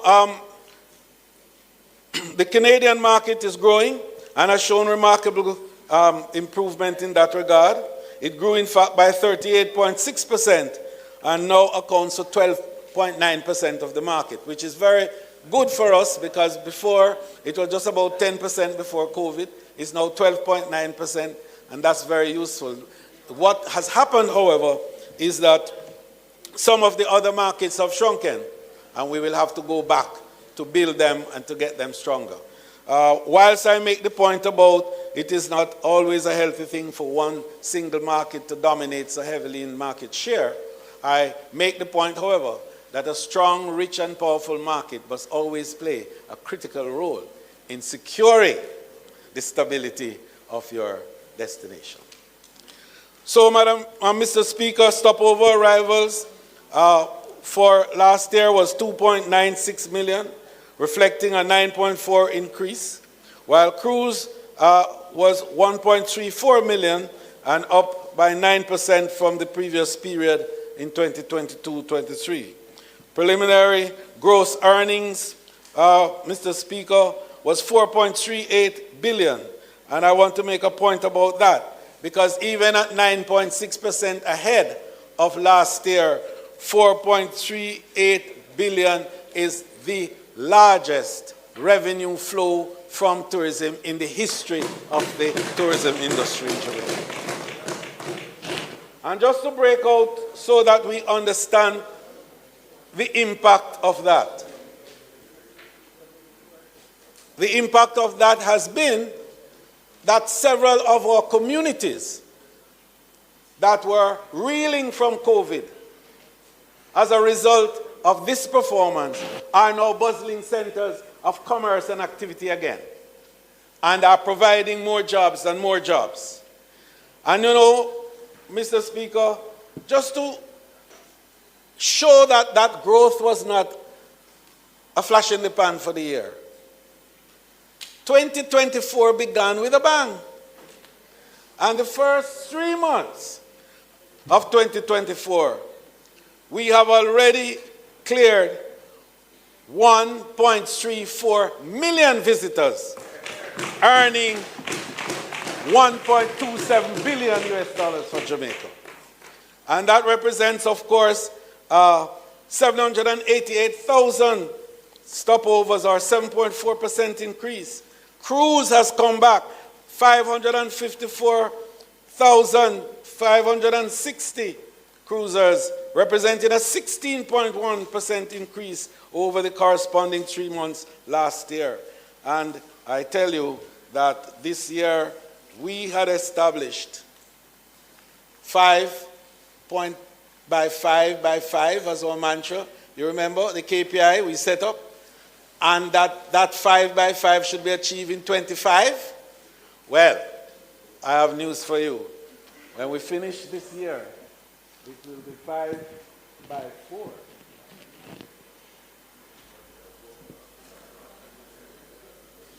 It will be 5 by 4 by 5. Meaning to say 5 million visitors, $5 billion earned in 4 years. So further estimates, Mr. Speaker, for just a deeper and better understanding now of what those numbers that I just gave you represent in terms of revenue flows now into Jamaica. Because they say, all right, fine, these big US dollars that we talk about of 4 billion and so, how much of that really comes to us, and how does it translate into earnings in our consolidated fund? Well, the TEF fees, you know, the $20 per head, provided 59.2 million US dollars last year, or 9.2 billion Jamaican dollars. Our departure tax, 103.5 million US, or 16 billion Jamaican dollars. Airport improvement fees, 4.6 billion. Airline passenger levy, 9.2 billion. Passengers fees and charges, 11 billion. GAT, which is the room tax, 3.6 billion.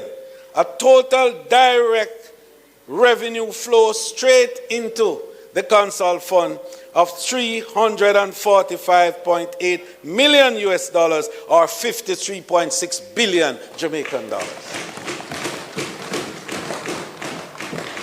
So, Mr. Speaker, that 53.6 billion is direct into the government revenues, but it does not include the many billions that flow from GCT, because tourism is the most consumption-driven activity on planet Earth.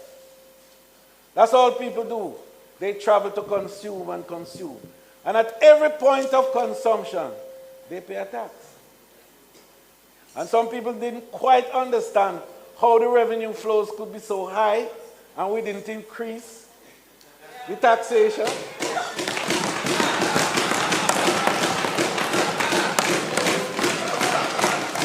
And what they didn't get What they didn't get, you know, that some people didn't understand how the revenue flows could be so high, and we didn't increase the taxation. And what they don't seem to get is that when we bring 4.2 million tourists, we have just added to the market size of Jamaica. And the consumption pattern of the tourists, it's 3 to 5 times that of the local. So the propensity to consume, nice economic term, of the tourists drives up the consumption, and therefore the increase in revenue flows, and they don't understand that. But we're going to do more, because when we bring 5 million next year, watch how the revenues are going to move up. So we saw progressive growth, and I just wanted to indicate in this whole process also, revenue flows that generated just from our airports. Because people don't get it sometimes that airports are driven totally, almost 90% of the airport traffic is tourists. And that the revenue that flows into the airports are driven by the tourists. And just to let you know that Kingston and Montego Bay naturally saw impressive growth, both airports. And collectively, they generated 200 million US dollars, or 30 billion Jamaican dollars. In the process, they employed just Sangsters International alone, not Kingston, employed 7,000 people. One airport employs 7,000 people. Oh, the member for the constituency says 8,000. I will be corrected with that one, because it tells us even better news, because perhaps some of those people who are not directly employed but are involved in concessions and so on and so forth are also part of that employment stream. So what we're saying then, Mr. Speaker, is that as the industry grows and as it expands, it brings with it benefits and employment for all people of every area. So we are also linking micro and small farmers directly into the buying process. And we have many farmers across the country supplying directly and indirectly our tourism industry with tons of fruits, vegetables, and meat. Our agri-linkages exchange platform that you heard me talk about, Alex, connected over 1,100 small farmers. Now, this is very important that the Alex platform, and this is not the big farmers, you know. This is not the Separads who are out there. This is not the Grace Kennedys who are out there. This is not the dairy farmers. This is not the Surge Islands. You know, this is not the big poultry producers. This is the ordinary small farmer who has half an acre to 5 acres. And we were able to connect 1,100 of them. Nearly 300 buyers have already sold 1 billion Jamaican dollars to the hotel industry. Never happened before. And they say that the Andrew Holness administration is not for little people. And they say tourism is not for little people. So we are upskilling and certifying thousands of tourism workers and high school students through free programs offered by our Jamaica Center for Tourism Innovation. And when I founded that in 2017, it was a key part of the strategy to change the labor market arrangements in tourism. And those who talk about the type of salaries that may be given now, yes, and we discussed that. And those who talk about the arrangements in terms of contracts and so on, yes, we are addressing that. But the most critical element that must be addressed is the capacity of the worker to provide greater levels of innovation on the job and to be able to give a higher level of productivity. And that's what the Jamaica Center for Tourism Innovation is all about. What we have done, Mr. Speaker, is that we have gone into the hotels where competent workers exist but are not certified. And because they are not certified, their level of advancement in the first area is limited. We have gone in there and we see wonderful cooks, great cooks who are doing great job, but can't become sous chefs because they're not certified. And the Jamaica Center for Tourism Innovation have gone in with the American Hotel and Lodging Institute and the American Culinary Foundation and have certified these, and we have 15,000 workers who are now certified in various areas, certified supervisors and so on. But we didn't stop there. We realized that to change the market, the labor market arrangement, we have to start further down the line. We have to start in the schools. And so we partner with the Ministry of Education, and we have the HTM program, the Hotel Training Program, that now offers an associate degree in hotel management and customer service. So we are able to train at the high school level for entry into the tourism industry, qualified and certified workers. You will understand what that will mean, because when that happens, they can start at minimum wage. That's the transformation we're talking about.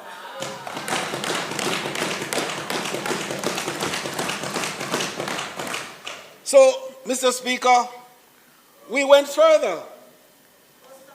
And we said, but the worker needs a social safety net. And in 2010, Mr. Speaker, my permanent secretary is here because she and I were together at the time. When every Christmas period we go to the airports to have breakfast with the workers at the airport who have to serve, and they're the first point of entry, what we call in marketing the moment of truth. Yes. That's when the product meets the customer for the first time. Right. And so we go every Christmas around that time, start of the winter season, to have breakfast with them and to show appreciation for their work. And I was at Norman Manley Airport and I saw this old man struggling with 5 suitcases coming out of customs. And I looked at him and I said, hello, how old are you? He said, 78. And I said, how long you been doing this? He said, 45 years. And I said to him, why are you still doing this? He said, well, Minister, if I don't do this, I can't eat. And I said to my PS then, PS, something is wrong with that picture. We are going to deal with it.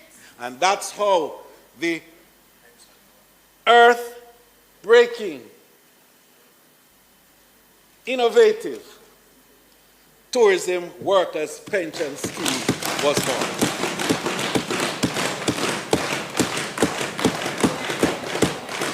And, Mr. Speaker, I give credit where credit is due at all times. No. What Wickham did, no. And I give credit where credit is due. You know that. And during my sabbatical.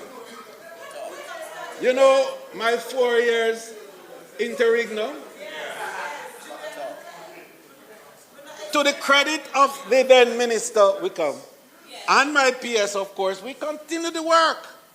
But as the good work always stated, it's not well begun, it's well done.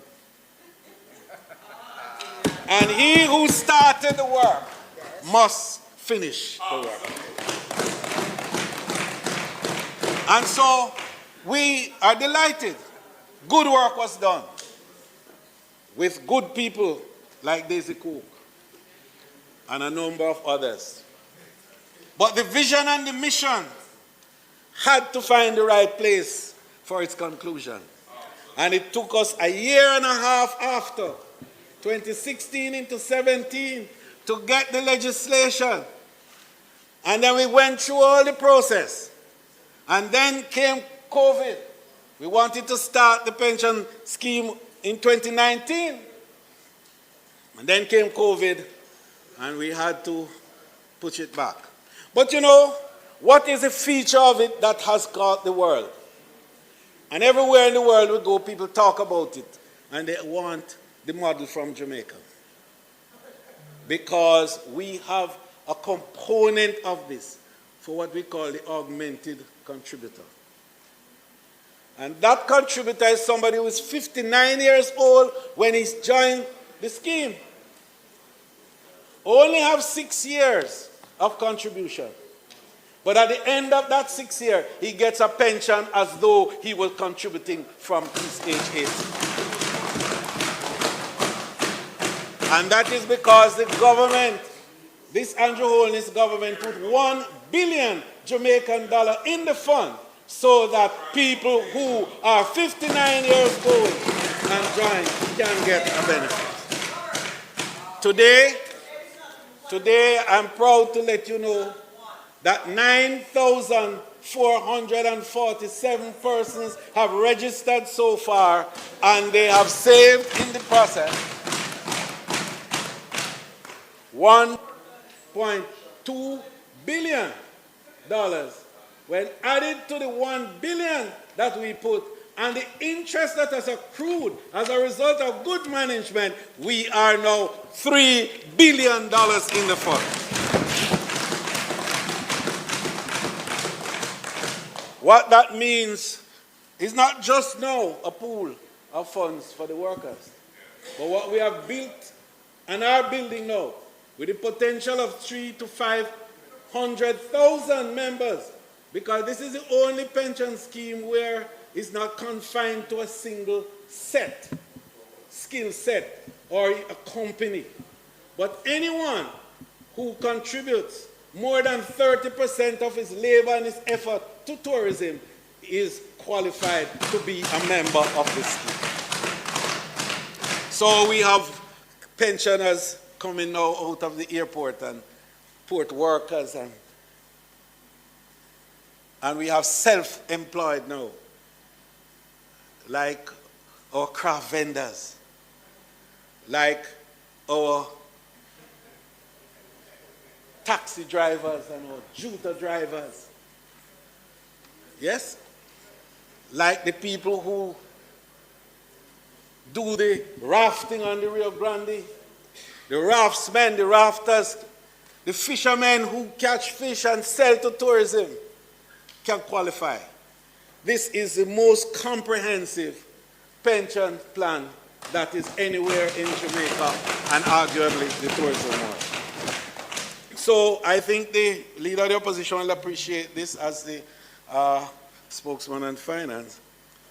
That the potential, therefore, of this to create a pool of domestic savings, the size of which the region perhaps has never seen, will give Jamaica that ability now for us to convert domestic savings into investment.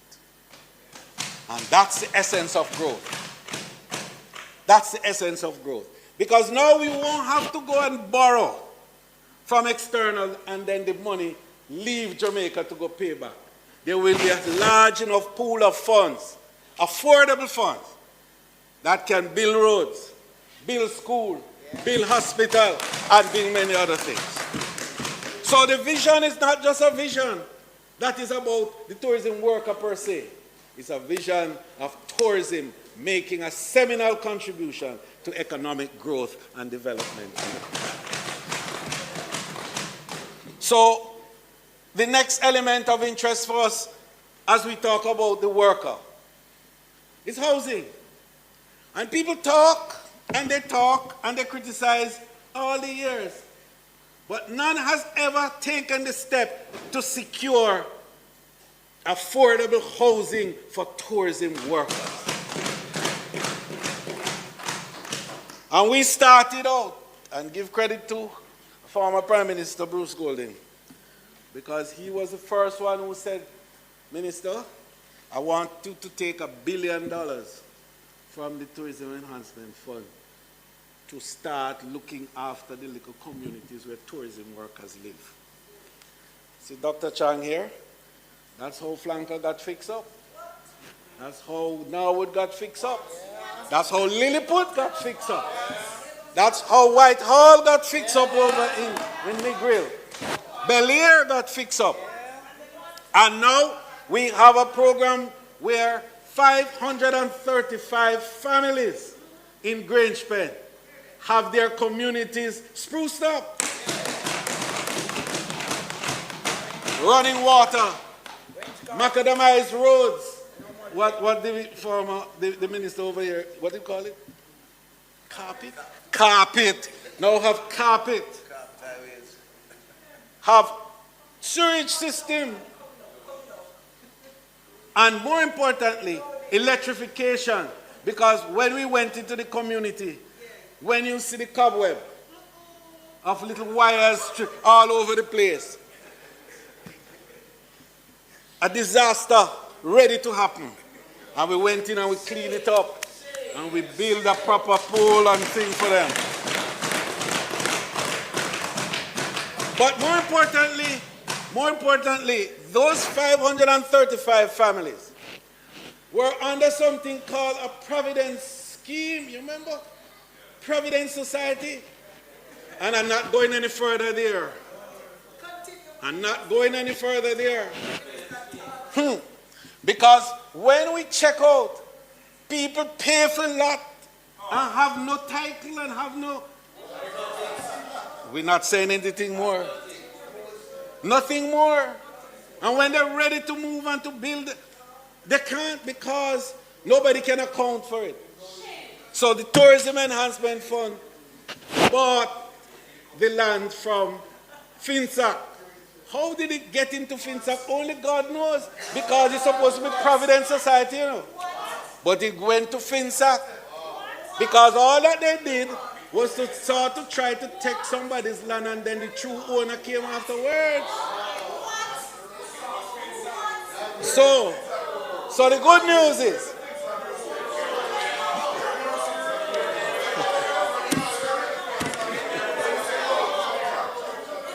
I'm not going there. I'm not going there. We can, you know. We can, but I'm not sure you would enjoy it. Anyway, so the good news.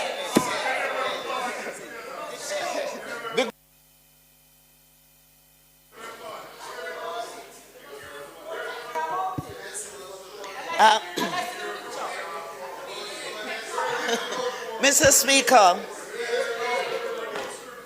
Members.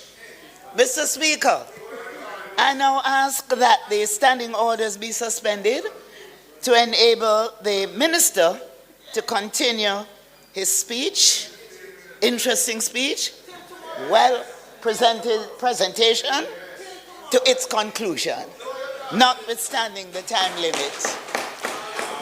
Members, the request is on the floor. Those in favor?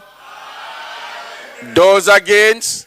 The ayes have it. You may continue, member.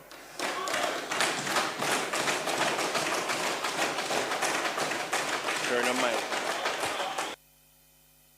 Turn your mic on, Minister. Turn your mics on. just for the benefit, therefore, Mr. Speaker,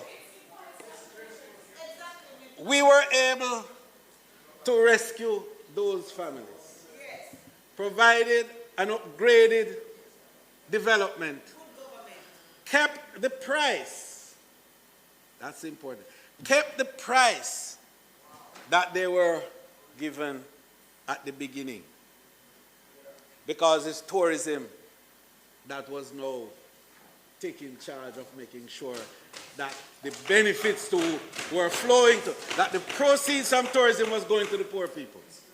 And so they know when you drive into Grange Pen, and we soon change the name because, yes, Grange Gardens or something like that. We soon change the name because we can't play that game. We finish with the pen business.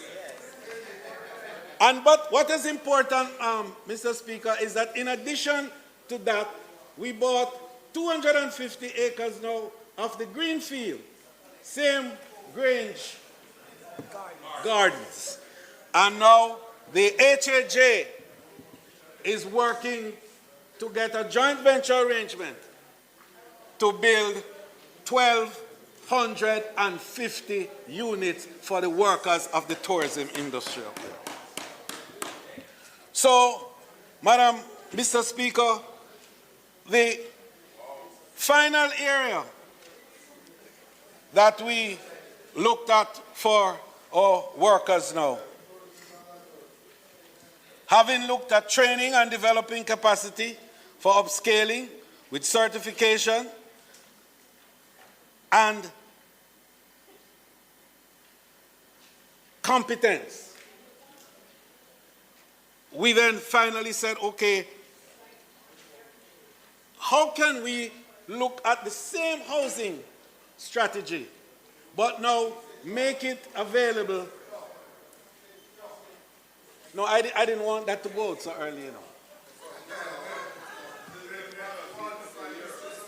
Because you are good. That's why you're opposition spokesman and finance. At least you are numerate. So, what did you say? What did you say again? So, Mr. Speaker, for housing, we didn't stop there.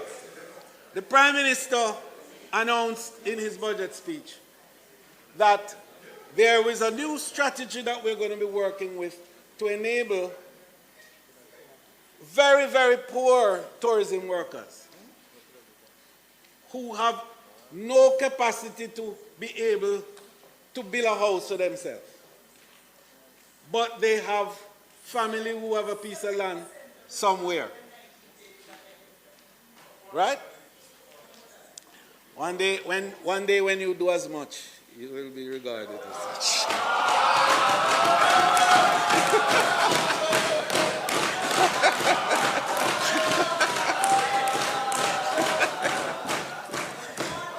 No, but this is a very serious. This is a very serious policy piece.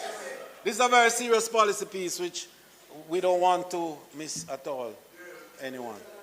Because this strategy of reaching to the very poor tourism worker is one that had been tugging at me for a while, I must tell you. Because I go to see them work. And I recognize that some leave the palatial settings to hovels. And that can't be right. That's not the right picture. So we have put $500 million from the Tourism Enhancement Fund that the JHTA and the tourism partners, I just met with the last of the group on Friday last, have now agreed that they will come in and match so we can provide as much as 100 little houses for tourism workers of that nature in this financial year. In addition, 3,000 units are going to be provided by the hotel investors. And at another time I will mention them because it's worthy to do. Because it's a great example that is being set. the new one in Hanover is 500 units they will have for the workers right there in Green Island. And next door to them, an expansion is going to happen for 600 units again for workers in Hanover. We are looking at discussing now with a particular investor in St. Anne, which is going to be the biggest investment in the history of tourism in Jamaica. We'll talk about it a little later when certain other things are done. But what it promises to do is to build an entire village with fisherman facilities, with schools for the workers and for the community that they are going to be served. It's a new day that is dawning for tourism, Mr. Speaker. It's a day when ESG is now becoming a big part of the DNA of business. And we are saying to them, you are coming to invest in Jamaica, you are going to invest in community, you are going to invest in environment, and you are going to invest in governance. That's ESG. And they have walked the walk. And I'm expecting to see the full effect of that in short order. Mr. Speaker, the business of creating more opportunities for small and medium tourism enterprises has been at the heart of driving the process of inclusivity in the industry. And we have, by straight policy and vision and direction of this government, provided $1 billion Jamaican dollars to Exim Bank. And Exim Bank has been managing that, providing loans to small tourism enterprises over the last 3 years in particular since COVID, but it started a little before COVID. The result is that some $2.2 billion of loans have been dispersed to over 91 companies, small companies, ordinary small companies who are in the tourism industry. And some of them have graduated, and we don't want to call their names, but you buy their products, and you wear their products, and you travel with their products, some of them. And these are people who normally wouldn't be able to do it, because what we provided, Mr. Speaker, was a loan arrangement for $25 million max to be paid over 5 years, repaid over 5 years, at the lowest interest rate possible of 4.5%. And in that way, what we are saying to the small players, you have a chance. We go to Jamaica National, their small business window, and we put $200 million from the TEF for the little transport operator, the Juta man, the Jekyll man, the maxi taxi man, the little taxi man, that he could borrow up to $5 million and pay back at 3%. And when COVID came, we just forgave the interest and said, you don't pay anything until after. So we just want the point to be made that tourism under the Jamaica Labour Party government is for the little man. That's the point we want. And then we developed a 3-point strategy to enable the small enterprises to scale up. 1, to train them. Secondly, to provide funding and financing at affordable rate for them.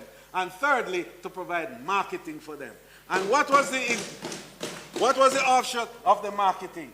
Last week, we opened the first ever artisan village in Jamaica and the Caribbean.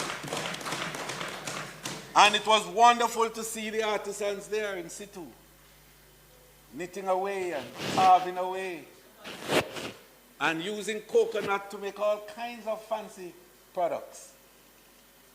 And others merchandising, and others will be having entertainment, and others will also be providing culinary delights of all types. This is not just to enable proper sanitized merchandising and marketing, but it also is to create authenticity, is to enable the visitor to come and to have a piece of Jamaica that they can take back through the creativity of who we call the autochthonous artists and artisan, coming from their hearts. You haven't looked. You see the artisan village? You know what is interesting? What is interesting about that is that each year you get a book. And so watch next year's book. Madam Speaker, Mr. Speaker, the whole purpose of enabling this is really to change the picture, what I call the sociology of tourism, which is the pyramid, where at the top of it is the big guys who own the airlines and the ships and so on and up there. And in the middle you have some people called travel tour operators and so on. And at the bottom is all the people who provide a real experience. No, we knew that she had to go. So we understand. She spoke to me before. And at the bottom is all these wonderful people who are the real owners of the experience of tourism. But they get very little. So what we're trying to change is a paradigm which shows that 80% of tourism experiences is owned by the liquor people, but they get only 20% of the return. So we have to find a way to rebalance that asymmetry, and to enable these smaller players to now be able to become owners, and not just owners now, but beneficiaries of their effort. And that's the strategy, the 3-point strategy that I spoke to you about. Training, development, give them a wider scope and scale so that they can create more and manage their business better. Secondly, to provide funding, credit that is affordable. And thirdly, to provide a market for them. The result of which, Madam Speaker, is that in terms of the marketing, even using technology, we are able to connect now our small players to the big markets of the world. I'm sure most of you know about the pudding man in Priory. Yes. You know, he's on our platform. And he gets sales from Switzerland. And he gets sales in the all-inclusive package. And I know that Adam won't mind my saying it. But sometimes Sanders is all $50,000 US check. The pudding man getting, because he is selling his products on the platform anywhere in the world. That's what we're talking about. But, Mr. Speaker, I really want to, there's so much to say. And I know that my colleague on the other side has to present, and I have a second bite of the cherry.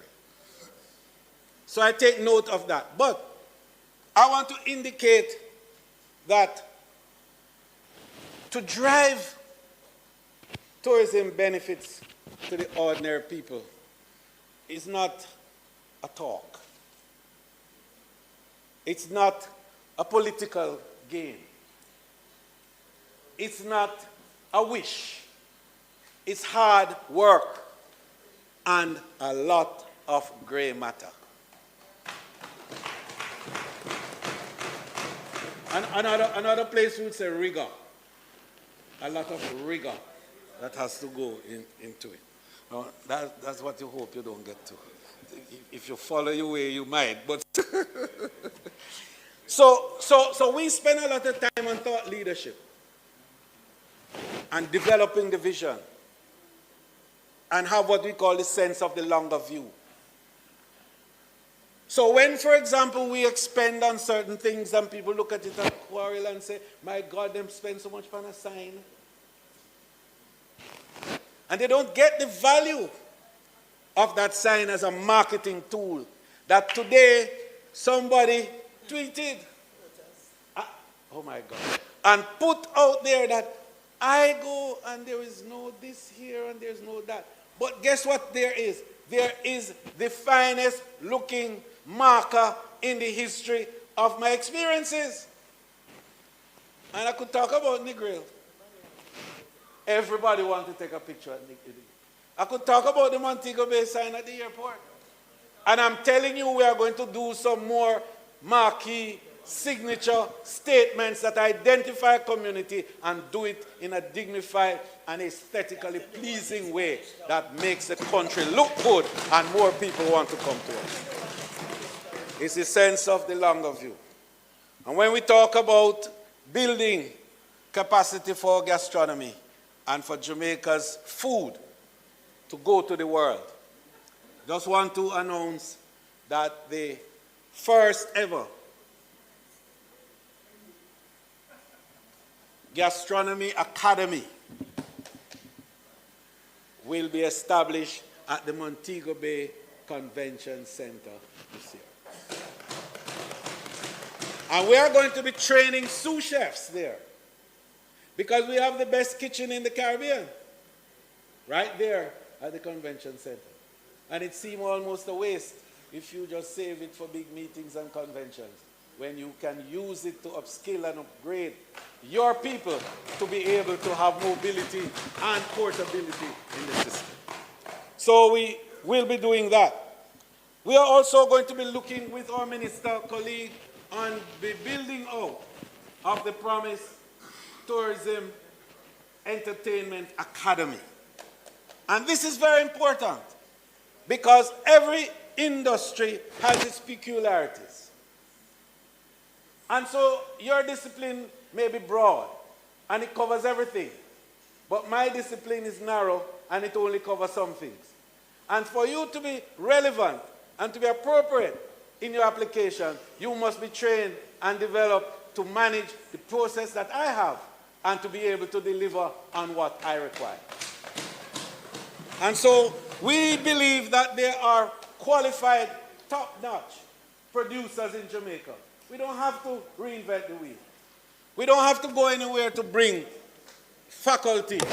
We can utilize those who we have, and we end up with a virtual arrangement with practical application in a center that is created appropriately.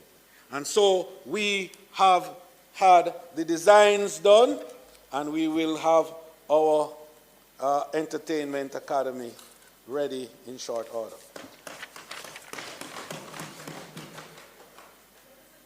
I'm going to close, Mr. Speaker, on this keynote because I know that the MPs who are here recognize that the program that we have developed for the constituencies, the Spruce Up on the Corner, has been a signature project. And all, you want more, I know. And every single member of parliament, bar none, can say that there has been something from tourism that is in your communities. Every single one. You don't have to just say true. You can clap too, you know. So that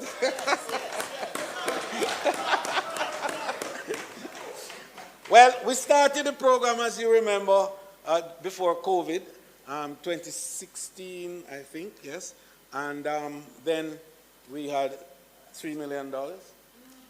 And then after COVID, we recognized the pain and went to 4 million. Well, I'm pleased to announce that this year, you will be $5 million for the school support. But I want to cut more ribbons. Yes. The member from St. Anne Southwest came to me with a lovely facility that he says, I'm ready for you to come and cut ribbon for that from Spruce Up. And you are waiting 2 years for it.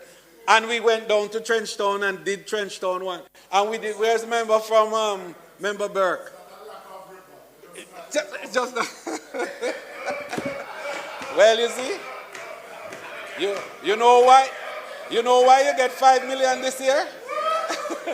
You know why you get 5 million this year? Okay, because we're not in the country. If we stay in the country, you won't get any more.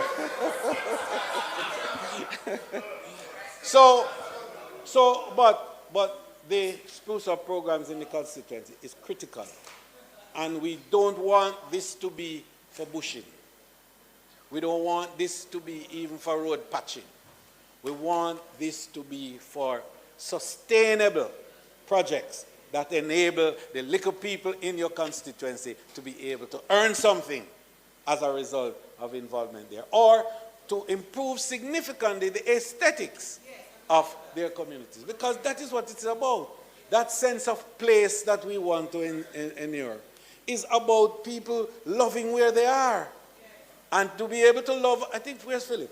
He and I went to Omar, a spruce up one, which what he did was a set of murals on the walls on Windward Road against a community that you changed the name, right? Windward Court it is called. I don't want you to tell them what it was called before. And this is one of the things that we are concerned about. Because changing attitudes is also about changing environment. If you have names of communities, and I'm not going to call some of the names, but you know what I mean. If you live at Bartlett Lane, not true. You want to be like Bartlett, right? That's what we say. We need to change those names, man. Place can name Vietnam and Jungle. I'm sorry. You know what I mean? Change the names. You understand what I mean?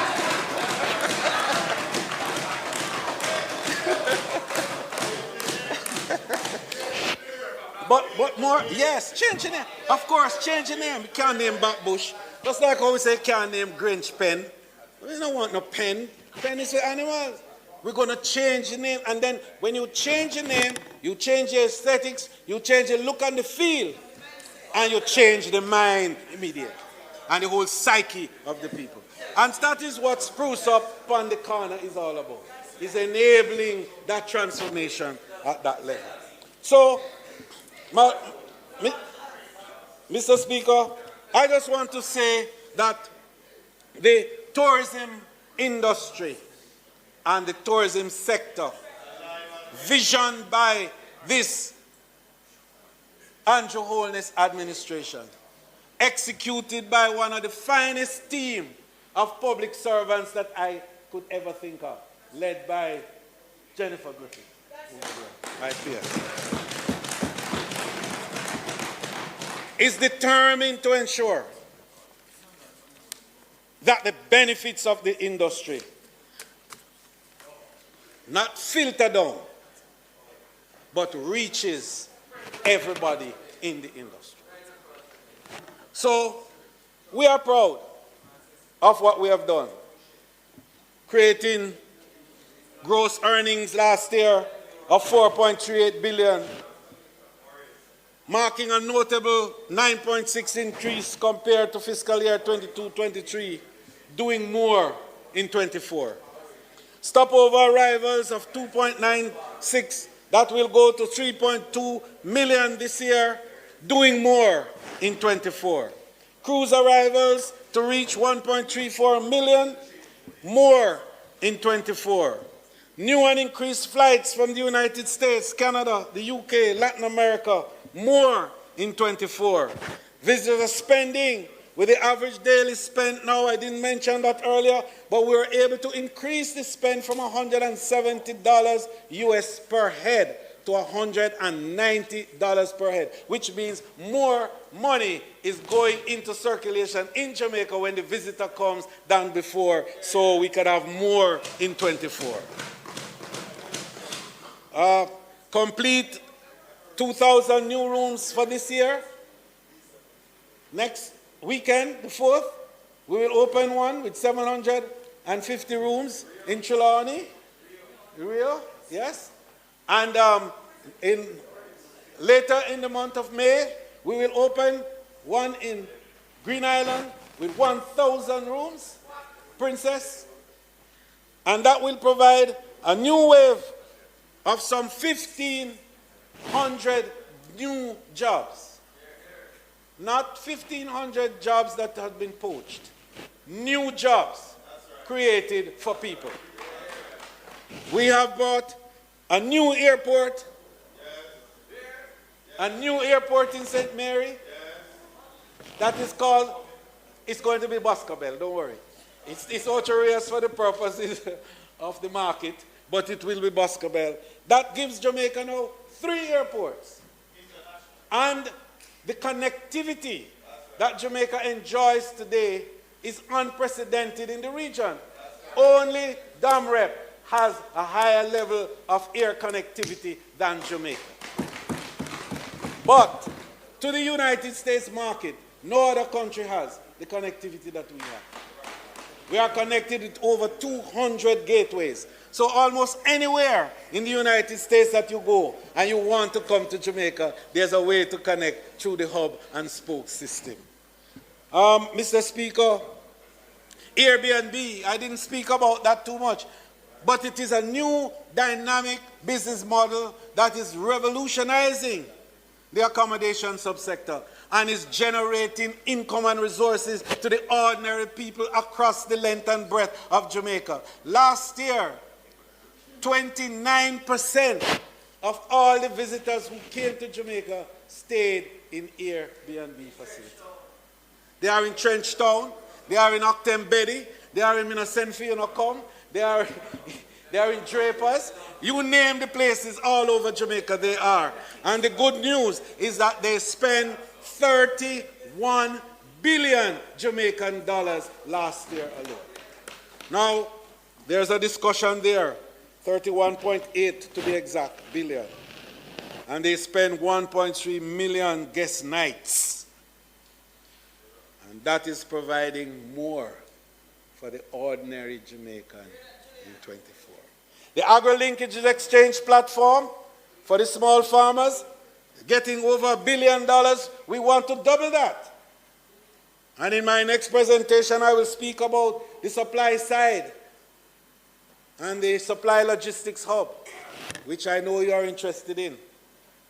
Because there's a whole discussion as to how to really get strong benefits from tourism. Because it's not about the hotels. It's not about the airlines. That we call the demand side of tourism. It is the supply side of tourism where the wealth is, and that the ordinary Jamaican can be inserted in and become wealthy. And so we're going to talk a little more about that because we have a team under Wilfred Bagaloo, and we are putting together a strong team of suppliers now, purveyors, some big, because some names in Jamaica that supply tourism right now, we would never believe. Some people believe they work with some of the biggest companies in Jamaica, and it's tourism. Because over 30% of their revenue come directly from tourism. Ask Red Nephew. Ask Red Stripe. Ask Grace Kennedy. Ask any one of these companies. Jamaica, especially Jamaica Broilers. And we can go on and on and on. So what we're saying is that the potential for Jamaica not only to be a supplier of the goods and services of the industry here, but also to be able to supply the demand of the region. And once we establish that logistics center, we can then nearshore from Jamaica to different parts of the region. And it is not just goods and services, but it's human capital. As we train logisticians, as we train procurement officers, as we train marketing personnel, as we train managers, and they can leave Jamaica and then go to other parts of the region to earn and make a living. So the cruise lines are interested in it. They are interested in doing more for Jamaica. The good news is that they want to work with us in building out a number of our ports. The Port Authority and myself, we went and had good discussions with them. They are looking at how to expand their footprints in Jamaica in more than one areas. More to be said, more to be said, more to be done, and more to be had. Madam, Mr. Speaker, I want us to recognize that the workers of our industry are at the heart of our concern, and that we are working to ensure a significant transformation in the labor market arrangements for tourism. We are going to be training, upskilling, utilizing technology, because the Internet of Things is going to redefine the experience of tourism in the future. And the workers of tourism in the future are going to have to be fully conversant with the cognitive systems. And so that's why we are expanding the Jamaica Center for Tourism Innovation and working closely with HEART, NTA, and the Ministry of Education. More for the workers in 24. In closing, I want to thank all the participants and players of the industry, those who have given their last sweat, the last drop of their blood in some instances, to make this industry what it is today. The strongest, fastest growing, and most consistent growth engine of the Jamaican economy. Only industry that has grown for 30 years consistently every year. But the beauty of that bird is that when it flies, it touches everyone. Thank you, Mr. Speaker.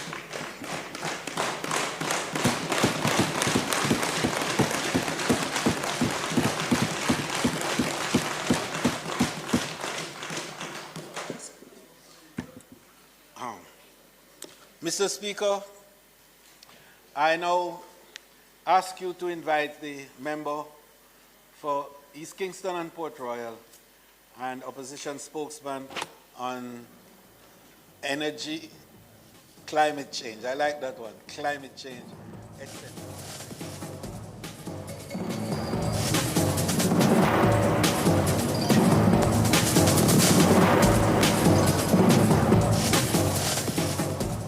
That was a live broadcast of the Minister of Tourism, Edmund Bartlett's sectoral debate presentation.